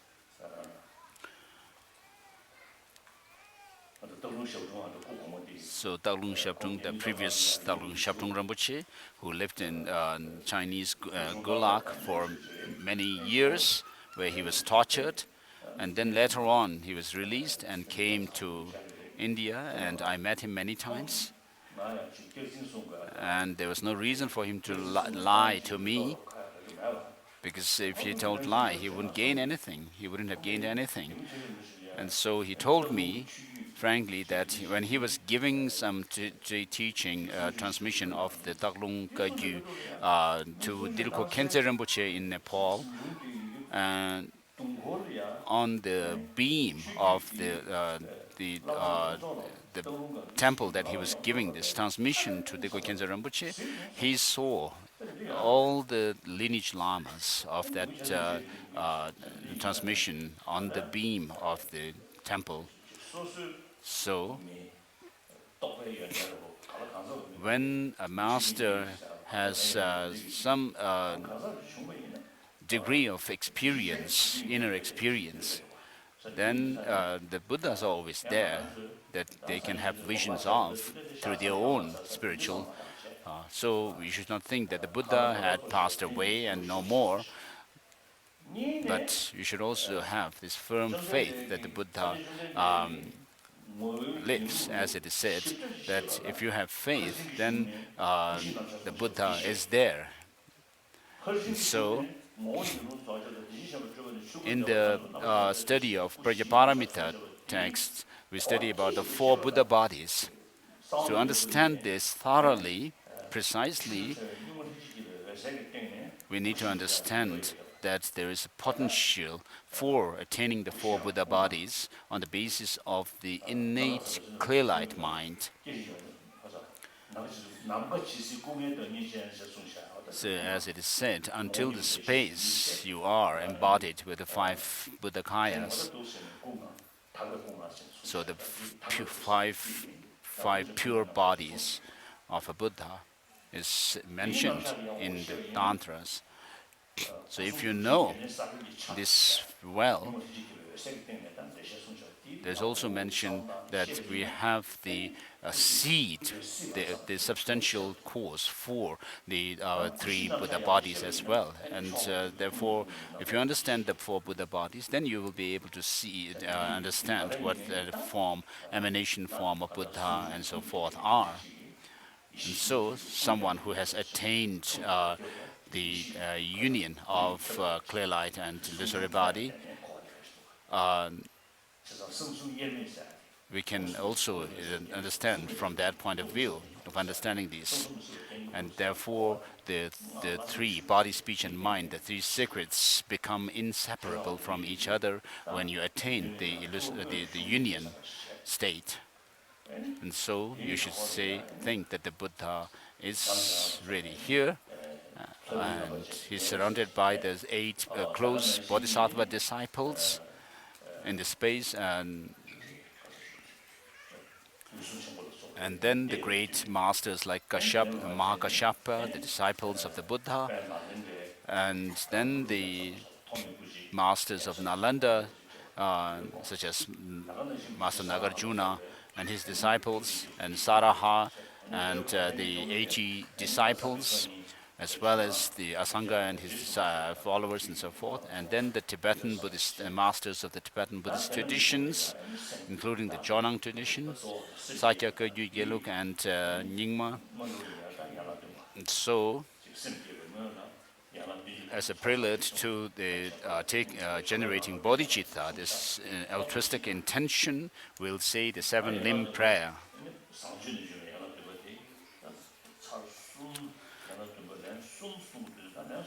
So we'll not say it 3 times. We'll say the 7-limb prayer as it is found in Samantabhadra prayer. The long version 1 time, and then the final verse 2 more times. So put your hands together, palms together. So the main the objective is to gain, to attain the enlightenment, which comes about by generating wisdom and understanding, which goes against our ignorance. So, when you develop this wisdom, understanding reality, then it will counter ignorance that is within us, and through that you go through the process of purifying your mind of negative emotions, and then progress along the path as referred by this mantra, Gati Gati, which means go, go. or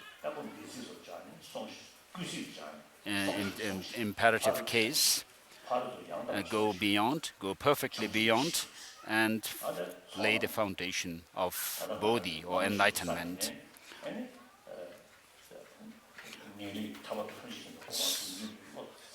So you should have, when you develop this firm determination to be free from samsara, then you reach the path of what is known as the path of accumulation, and the next is the path of preparation or joining, and then the next, when you see the emptiness directly, you reach the path of seeing, which is a path of an Arya being, which is a transcendent path.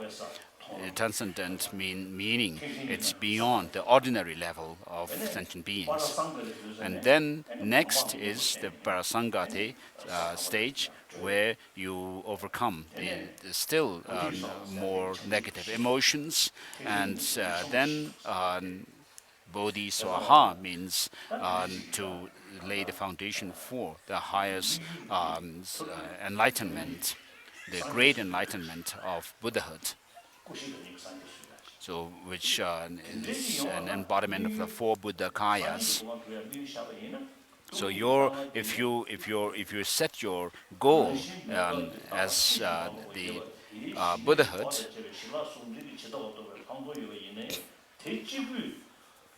merely developing this insight into emptiness, which is held by single-pointed concentration, will not lead you to that goal of Buddhahood.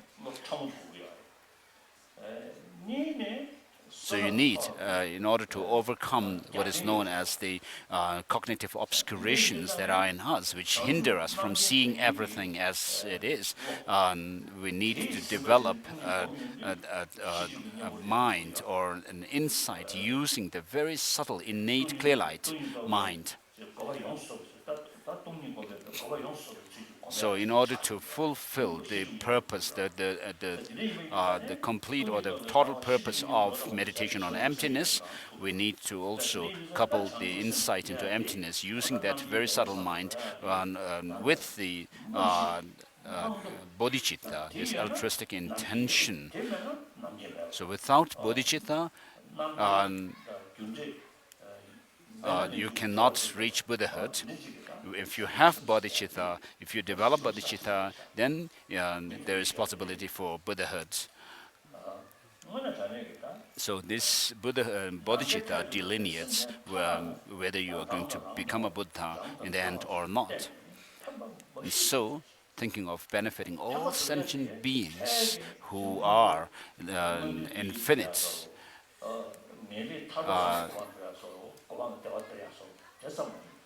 you are thinking of benefiting, in terms of benefiting others, you are thinking of leading them to the state of Buddhahood, the state of omniscience, not merely bringing them to higher rebirth or mere liberation from the afflictive emotions.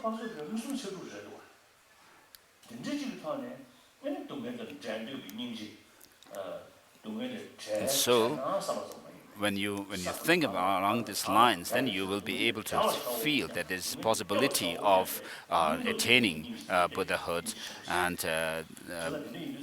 then when you see that this is possible for you, you'll see others in this condition where they are ignorant about the reality of things and so forth, and therefore you'll feel compassion, which helps us to bring about bodhicitta within ourselves, and therefore have this firm determination to become a Buddha in the end for the benefit of all sentient beings. So, when you say this verse, to the Buddha, Dharma, and the Supreme Assembly, I take refuge until enlightenment.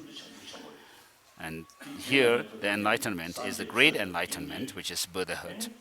According to Mahayana Uttara Tantra by Maitreya, which goes through what are known as the 7 Vajra points.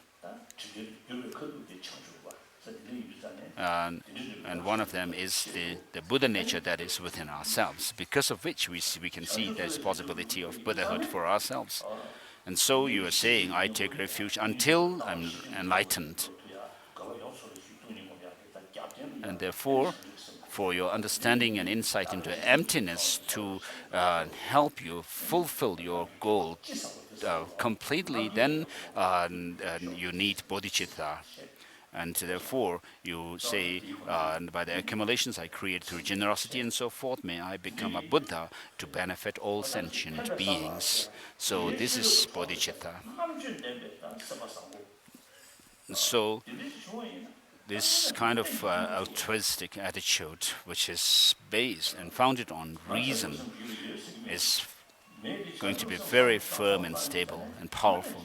But although I do not claim to have bodhicitta, but when I reflect on bodhicitta, it really gives me so much feeling that I shed tears and this hairs on my body stand on end and so forth. And then you can dedicate your resources, body, speech, and mind, and so forth, for others' well-being. And because bodhicitta is developed on reason, based on reason, by doing critical thinking, reflection, and analysis, which are done by great masters like Nagarjuna and so forth. And for bodhicitta, development of bodhicitta, cultivation of bodhicitta, Shantideva's Bodhisattvacharya Avatara is the best text, and as a supplement or the support for that, there are texts written by Master Nagarjuna, such as Ratnavali and so forth. And therefore, when you have some sense of bodhicitta, then you will have self-confidence and courage to work for others. So if you can have this attitude, altruistic attitude, you will have peace of mind, health, good health. It helps you in short-term and long-term goals. Whereas, contrary to that, if you remain selfish, you will not reach Buddhahood. There's no happiness in this life as well. Therefore, Shantideva says, without exchanging the happiness of oneself with the suffering of others, there's live alone attaining Buddhahood. Even in samsara, you will not have happiness. And therefore, Nagarjuna also dedicates that may I be able to dedicate myself for the sustenance of others, all sentient beings, like becoming like elements and so forth, the fire and so forth. And so if you can have such an attitude, then it's worthy of you to have obtained this human life. And having met with the Buddha's teaching, we as Buddhists, of course, if we don't really practice what the Buddha has taught us, then it doesn't make sense to say that we are followers of the Buddha. I always say this, that although we do, in the 7-branch practice, we do request for teaching, but if the Buddha were to come here, and the Nagarjuna, Master Nagarjuna were to come here, they would say that, oh, I have given this teaching and that teaching, but you do not really study them. So we hear that amongst Tibetan kids, there are school kids, there are people those who take drugs, which is very sad. And so this is because of lack of instruction, good instruction from the teachers and the religious or spiritual instructors in the schools as well. The school children themselves alone are not to be blamed. So we need to be really serious with the practice of the Dharma, not leaving it just to customs and tradition. And so, imagine the Buddha, medicine Buddha, and then surrounded by the other medicine Buddhas, and then the Buddha Shakyamuni surrounded by the Buddha's Bodhisattvas and the great masters of the past.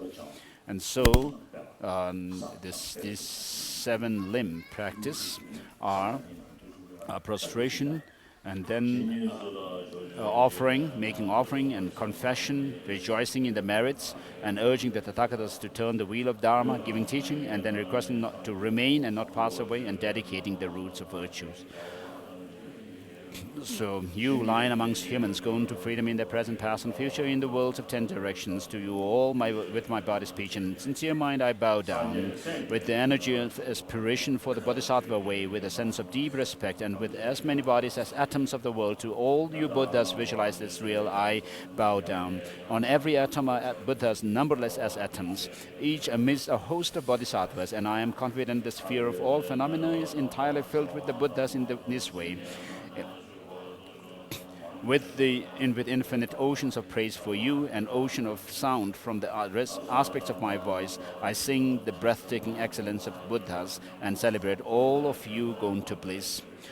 Beautiful flowers and regal garlands, sweet music, scented oils and parasols, sparkling lights and sublime incense I offer to you, victorious ones. Fine dress and fragrant perfume, sandalwood powder heaped high as Mount Meru, all wondrous offerings in spectacular array I offer to you, victorious ones.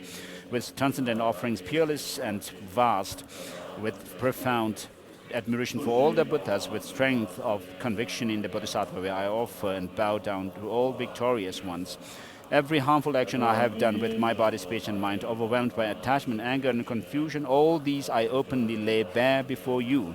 I lift up my heart and rejoice in all positive potential of the Buddhas and Bodhisattvas interactions, of solitary realizers, hearers still, training, and those beyond, and all ordinary beings. You who are the bright lights of world in 10 directions, who have attained a Buddha's omniscience through the stage of awakening, all you who are my guides, please turn the supreme wheel of Dharma.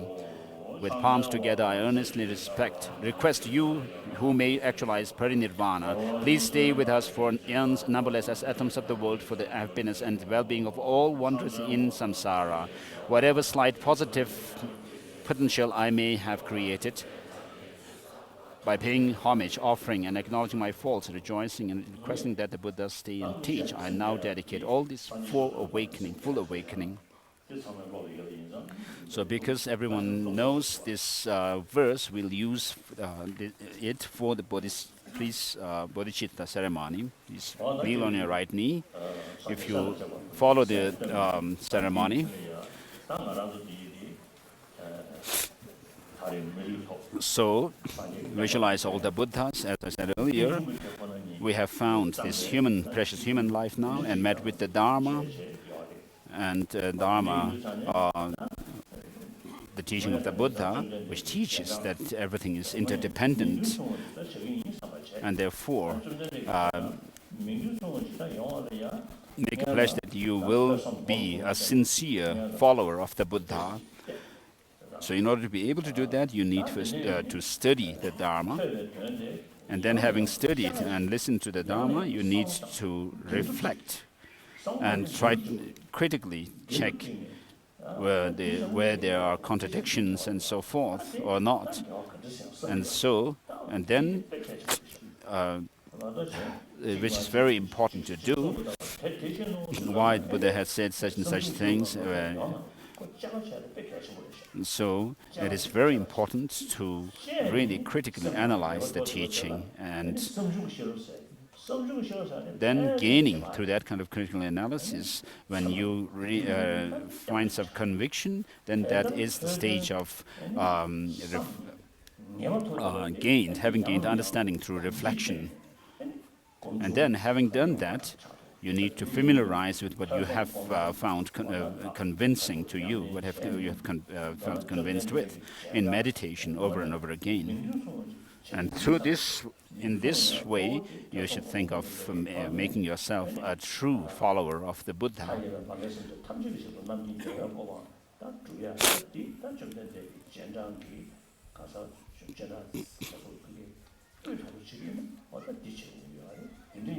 So to be a really good and true follower of the Buddha, you have to go through this process of hearing, reflecting, and meditating, and then make this determination to become a Buddha and follow these, repeat this to the Buddha, Dharma, and Supreme Assembly.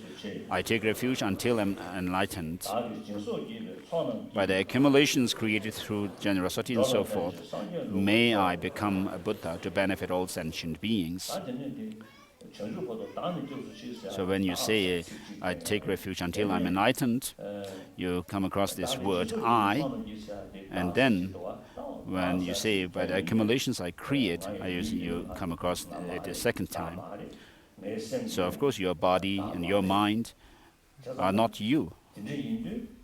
You should think that I'm not my body nor my mind, but I am an entity which is designated on the basis of the combination of body and speech, the body and the mind. And then, so when you do this kind of analysis into the ultimate nature of things, even the Buddha does not exist. But with you and the Buddha exist by way of convention. As Chandrakirti says, just as a chariot is designated on the basis of its parts that are put together, likewise a being is designated on the basis of the psychophysical aggregates. And therefore, Chandrakirti says, when you do the sevenfold reasoning, analysis through the sevenfold reasoning, of course the chariot and the self cannot be found, but then in conventional terms, the self or the person exists. So when you think about this I and try to find it within your body and the mind, of course you will not be able to find it. But still, you should think that it's not the case that you do not exist at all, but you exist by way of designation and convention. And so on the basis of the body and the mind, you exist. And therefore, when you say, by the accumulations I create through body, speech, through generosity and so forth, may I become a Buddha in order to benefit all sentient beings. So to be inclusive, you should say not just by the merit, but accumulations to the Buddha. So, sorry. To the Buddha, Dharma, and the Supreme Assembly, I go for refuge until I'm enlightened. Through the accumulations I create through generosity and so forth, may I become a Buddha to benefit all sentient beings. Now, at the end of the third repetition, when you say, may I become a Buddha to benefit all sentient beings, you should think that you have the Buddhas and Bodhisattvas as your witness to work for the suffering sentient beings who do not want suffering but want happiness, but they are deprived of happiness. And therefore, by developing this wisdom, understanding the true nature of things, you should think of becoming a Buddha for the benefit of all sentient beings. We are not talking about just one lifetime, and even not one aeon, but we are talking about having this determination until the end of space. To the Buddha, Dharma, and the Supreme Assembly, I take refuge until I'm enlightened. By the accumulations I create through generosity and so forth, may I become a Buddha to benefit all sentient beings. May this precious bodhicitta grow where it has not yet grown, where it has already grown, may it never decline but increase evermore. Today my life has borne fruits. I have born into the Buddha family. So come what may, from today, I will not cause any decline to this bodhicitta. As long as space remains, as long as sentient beings remain, may I too remain to dispel the sufferings of the world. Please sit down.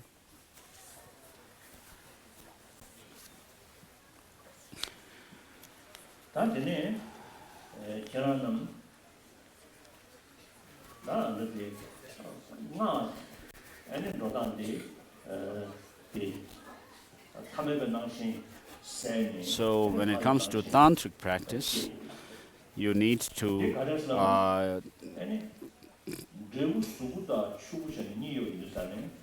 overcome this ordinary perception and clinging to yourself as ordinary being.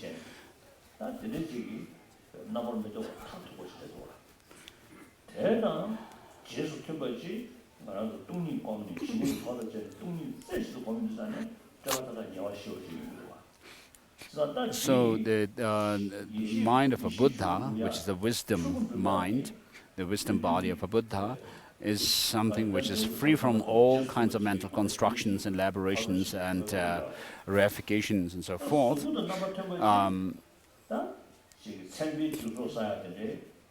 And therefore, in order to reach that goal, we need to meditate on cultivate a meditation where you have some resemblance to that state or the mind of a Buddha. And so, that Buddha, wisdom mind of a Buddha must come from a compatible cause. And if that is the case, then the physical form of a Buddha also must come from some compatible cause. And therefore, we talked about earlier, that the inseparability of the three secrets in a Buddha, in the resultant state when you become a Buddha. And so if in the resultant state you need to attain such a inseparable body, speech and mind, you need to develop some resemblance to that, even on the path level. And so for that, we have the basis, which is the visualization of ourselves as a deity. It's not that you should think that this body that you have now is a form of a Buddha or a deity, because that's a wrong perception. And therefore, what has to happen is that you have to meditate on emptiness, and from within that meditation on emptiness, you transform into a deity. That is. And so you need to meditate on emptiness, and then dissolve yourself, and then arise from that meditation on emptiness into the deity. And therefore, we can do a practice of taking the three Buddha bodies into the path. So for ourselves to visualize as deities, we need to meditate on emptiness, and that meditation on emptiness, the mind meditating on emptiness, which takes the aspect of emptiness as its object, transforms into the deity. And so, and that serves as the basis for the ultimate wisdom mind of a Buddha in the end. And so in any Dharma, in any tantric practice that we do, we always come across this mantra, Om Swabhava Shuddha Sarva Dharma Swabhava Shuddha Swaha. And so that differentiates the Buddhist meditation or tantric practice into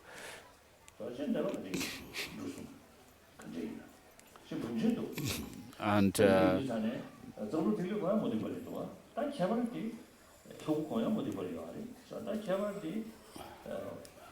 so there are many aspects of tantric practice which are common to Hinduism as well, such as transference of consciousness and so forth. And so when I was in Argentina one time, I saw in the hotel some painting of Thanga painting, which has I doubted if it was a Buddhist Thanga painting or not, because on the Thanga, on the body of the image, there were lots of chakras and the channels, energy channels and so forth, and lots of them. So maybe that has come from Nepal or somewhere. And in order to do tantric practice, Without understanding of emptiness, there's no way you can actually do. There's no basis for you to do the tantric rituals. So without that, without bodhicitta, you will not be able to do the bodhisattvayana practice, really. So we usually say that Tantra has the potential to lead us to enlightenment within one lifetime and in one body. But that is not so easy. So in Tibet, we have had lots of monasteries where they do lots of tantric rituals. But without study of Tantra, without understanding the Dharma, I mean, the Tantric practices don't become so effective. So as concerning myself, I do meditation on emptiness many times a day and also bodhicitta many times a day. So I do my best to also meditate on emptiness, and then even if it may be just in a state of kind of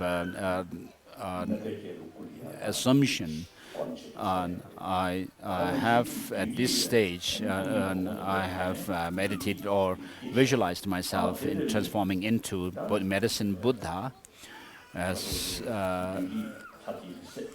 and then in the altar, in the mandala, you can also see the heap of Tsampa, which should be also visualized as the medicine Buddha. Now, in order to go through the transformation,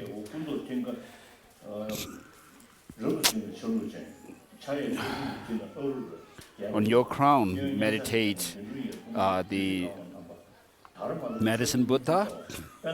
On your crown is the sovereign king of the precious wish-fulfilling jewel, the medicine Buddha, the essential nature of who is, which is your spiritual teacher.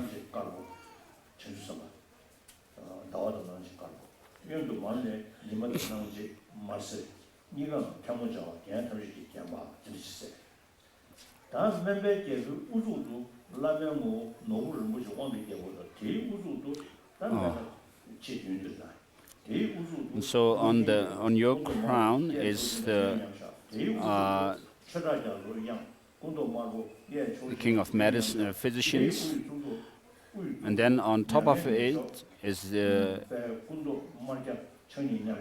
medicine Buddha, king of clairvoyance, red in color body, holding his right hand and bestowing supremacy, and his left hand in the meditation gesture. On top of his crown is a melodious utterance of the ocean of Dharma, body red in color, holding his right hand, bestowing supremacy, and his left hand in the meditation gesture. And on top of him is a supreme sorrowless glory, the Buddha. And then on top of his crown is the stainless excellent gold, the medicine Buddha. And on his crown is the precious moon. And then on his crown is the excellent name. So these medicine Buddhas are one on top of the other. And so please repeat these lines.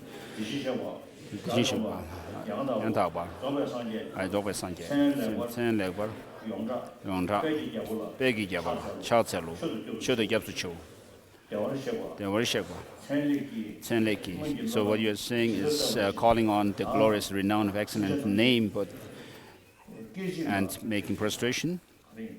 And then you say, O Sukha, the excellent name, please bless me and all sentient beings to instantly avail the fruits of your past aspirations, just as you have prayed.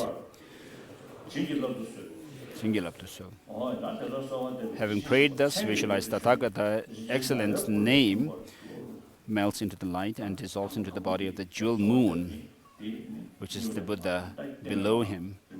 So these seven Buddhas dissolve one into the other from top down.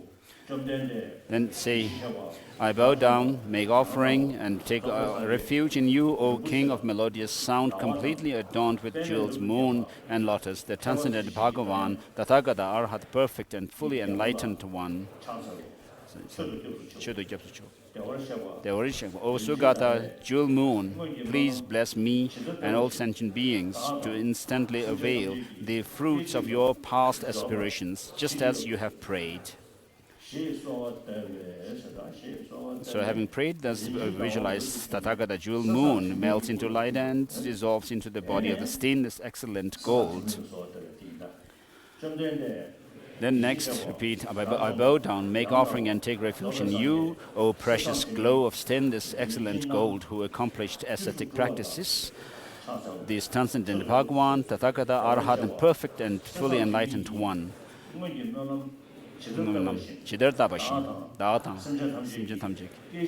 O Sugata, stainless excellent gold, please bless me and all sentient beings to instantly avail the fruits of your past aspirations, just as you have prayed. And then visualize Tathagata, stainless excellent gold, dissolving into the supreme sorrowless glory. And now make prayer to the supreme sorrowless glory.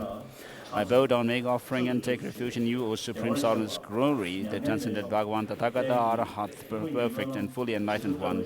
O Sugata, supremely sorrowless glory, please bless me and all sentient beings to instantly avail the fruits of your past aspirations, just as you have prayed. And this Tathagata, supreme sorrowless glory, dissolves into the melodious utterance of an ocean of Dharma. And now make prayer to this Buddha. I bow down, make offering, and take refuge in you, O melodious utterance of an ocean of Dharma, the transcendent Bhagavan, Tathagata, Arhat, perfect and fully enlightened one. O Sugata, melodious utterance of an ocean of Dharma, please bless me and all sentient beings to instantly avail the fruits of your past aspirations, just as you have prayed. So, having made this prayer, then the Tathagata, melodious utterance of ocean of Dharma, dissolves into the king of clairvoyance. Having prayed Choki.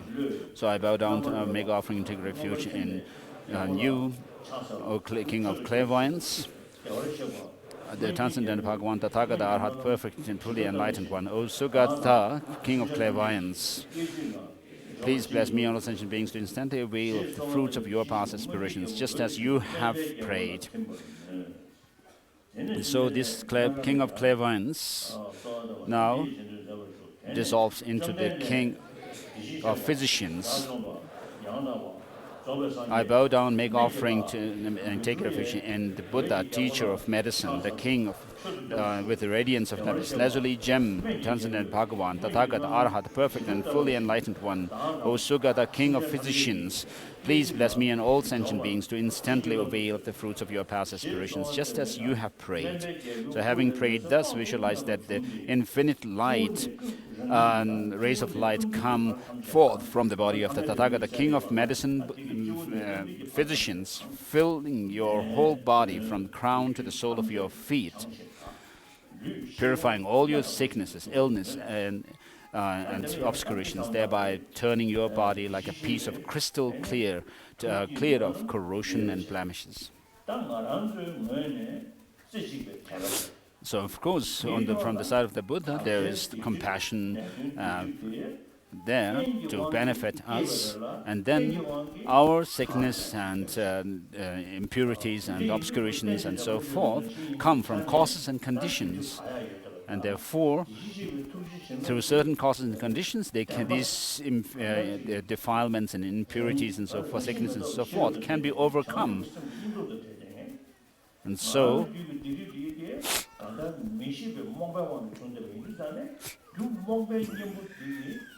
because of our ignorance, we have suffering, and then we have sicknesses and so forth, and therefore this can be overcome, completely eliminated through the meditation and insight into emptiness, combined with the bodhicitta. So here we are not talking about purifying of negativities that is on some inanimate object, but we are talking about purifying our mind.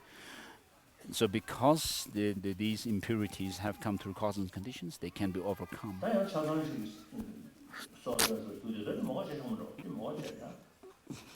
So we'll not repeat this whole process that we have done. We'll just do it with one.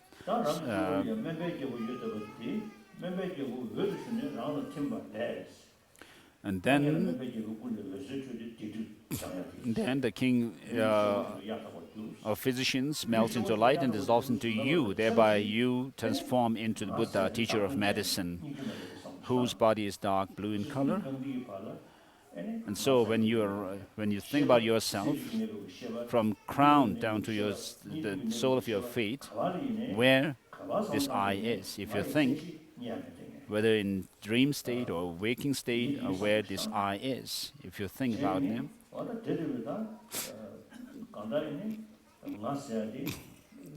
this I is merely designated by name in name, and therefore it does not exist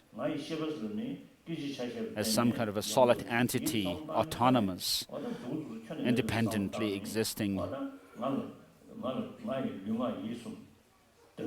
And therefore, on the basis of my body, speech and mind, although I appear to have some kind of a solid, independent, existing I, you should have this conviction that there is no such a self.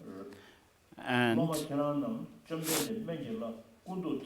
with that understanding, then you dissolve into emptiness.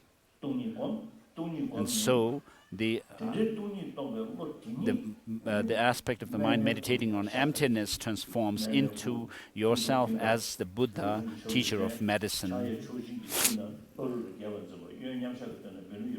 So this Buddha Buddha is dark blue in color, wearing the monastic robes. His right hand is in gesture of bestowing supreme siddhi or accomplishments, holds a fully grown arura medicinal plant in the palm, and his left hand is in meditation gesture, holding lapis lazuli alms bowl filled with nectar.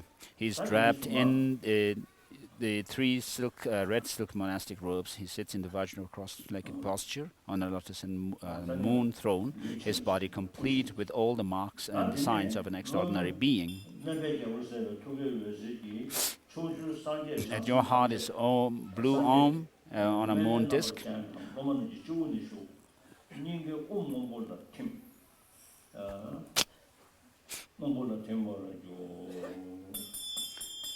So, from the heart of the Guru, from the Om syllable at the heart of the Guru, rays of light go out, and they invoke the blessings of the Buddhas and Bodhisattvas in directions, and they dissolve into the Om at your heart. And so your body, speech and mind on the crown, throat and heart are marked with Om, Ah and Hum syllables, representing the body, speech and mind. And then the flower is touched on your crown.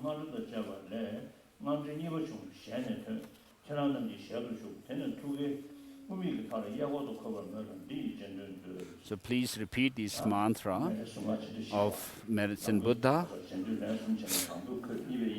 So this chains of mantra comes from the Guru's heart and comes down into your mouth and enters your mouth and are placed at your heart. And so repeat these 3 times. Namo Bhagavate, Guru Bengaze, Guru Bendoya, Rambaranzaya, Tathagataya, Arahate, Samyasam, Buddhaya, Teatha, Om Beganze, Ma Beganze, Raja Samangadiye Soha.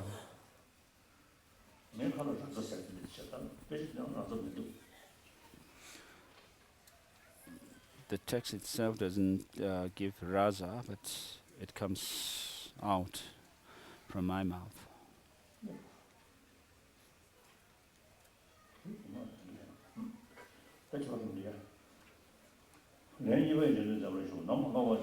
Please repeat it again. Om Namo Bhagavate, Guru Bendoya, Prabharanzaya, Tathagataya, Arahate, Samyasam, Buddhaya, Teatha, Om Beganze, Ma Beganze, Raja Samangadiye Swaha. The Guru's mantra dissolves in your mantra at the heart, and then Namo Bhagavate, Tathagataya, Arahate, Samyasam, Buddhaya, Teatha, Om Beganze, Ma Beganze, Raja Samangadiye Swaha. So the mantra at your heart is stabilized. Please repeat this also. Master, please think of me from now on until I reach the essence of enlightenment. I'll take the Buddha of medicine as my meditation deity. So this is not supposed to be used for repetition. Master, please say your name. I, known by this name, from now until enlightenment. Until I reach enlightenment, I'll take Buddha medicine Buddha, as my meditational deity and recite his mantra, whatever number I can on a daily basis. Whatever number I can recite on a daily basis, I will do so. Whatever number I can recite his mantra on a daily basis, I will do so. So this completes the text, the transmission.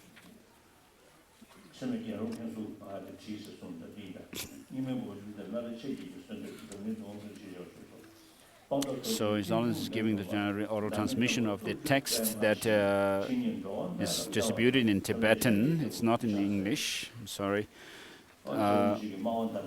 So this was composed by His Holiness at the request of Gyalrong Khensur from Serame Monastery. And so the unique quality of the Buddha is that he taught the dependent origination, as Master Tsongkhapa also praised him.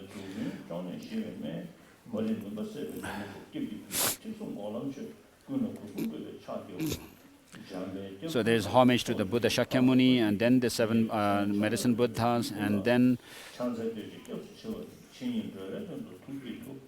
and to the homage to the Dharma and also the Sangha. So the text goes through the 7 limb offering, which are paying homage, making offerings, just confessing in misdeeds, and so on. And then says, may the aspirations, my aspirations, be fulfilled. I and others are the same, equal in the sense of wanting happiness and not wanting suffering, but we do not know the cause of suffering, and we always run after the causes of suffering. And so seeing this condition of us, please pacify the misfortunes at this degenerate age of ours.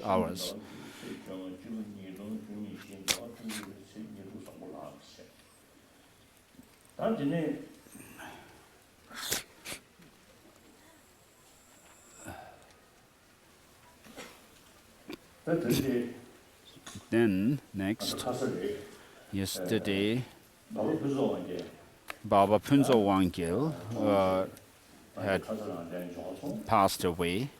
I received the message yesterday. So he was somebody I knew since 1951 or 1952. And he's a Tibetan hero.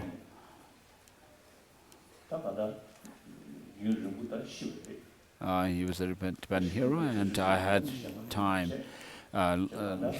been acquainted with him for a long time. I don't want to go into details. He was a Marxist, philosophically, and then, while being a Marxist, he had a very strong spirit of being Tibetan, and because of that strong Tibetan spirit, he was imprisoned later. And so, including him, many of the Tibetan Marxists I knew were imprisoned around 1957.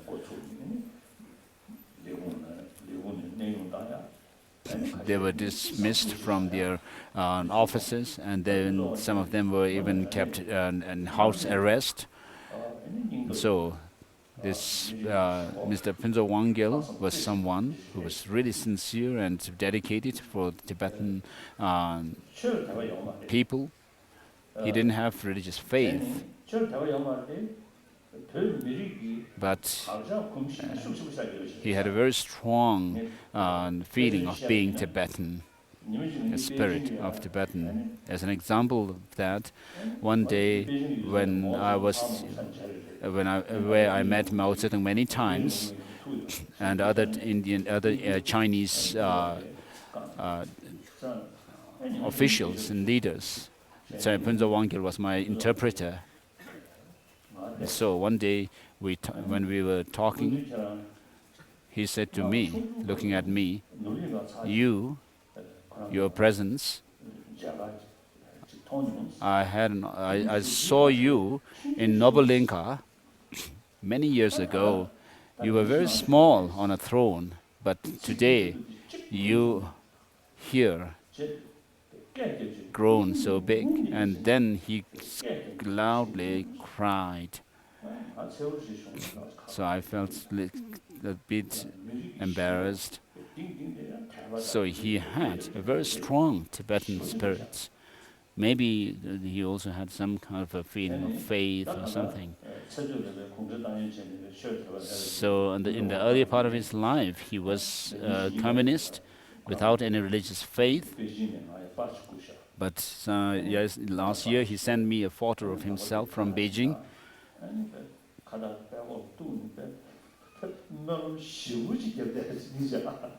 And he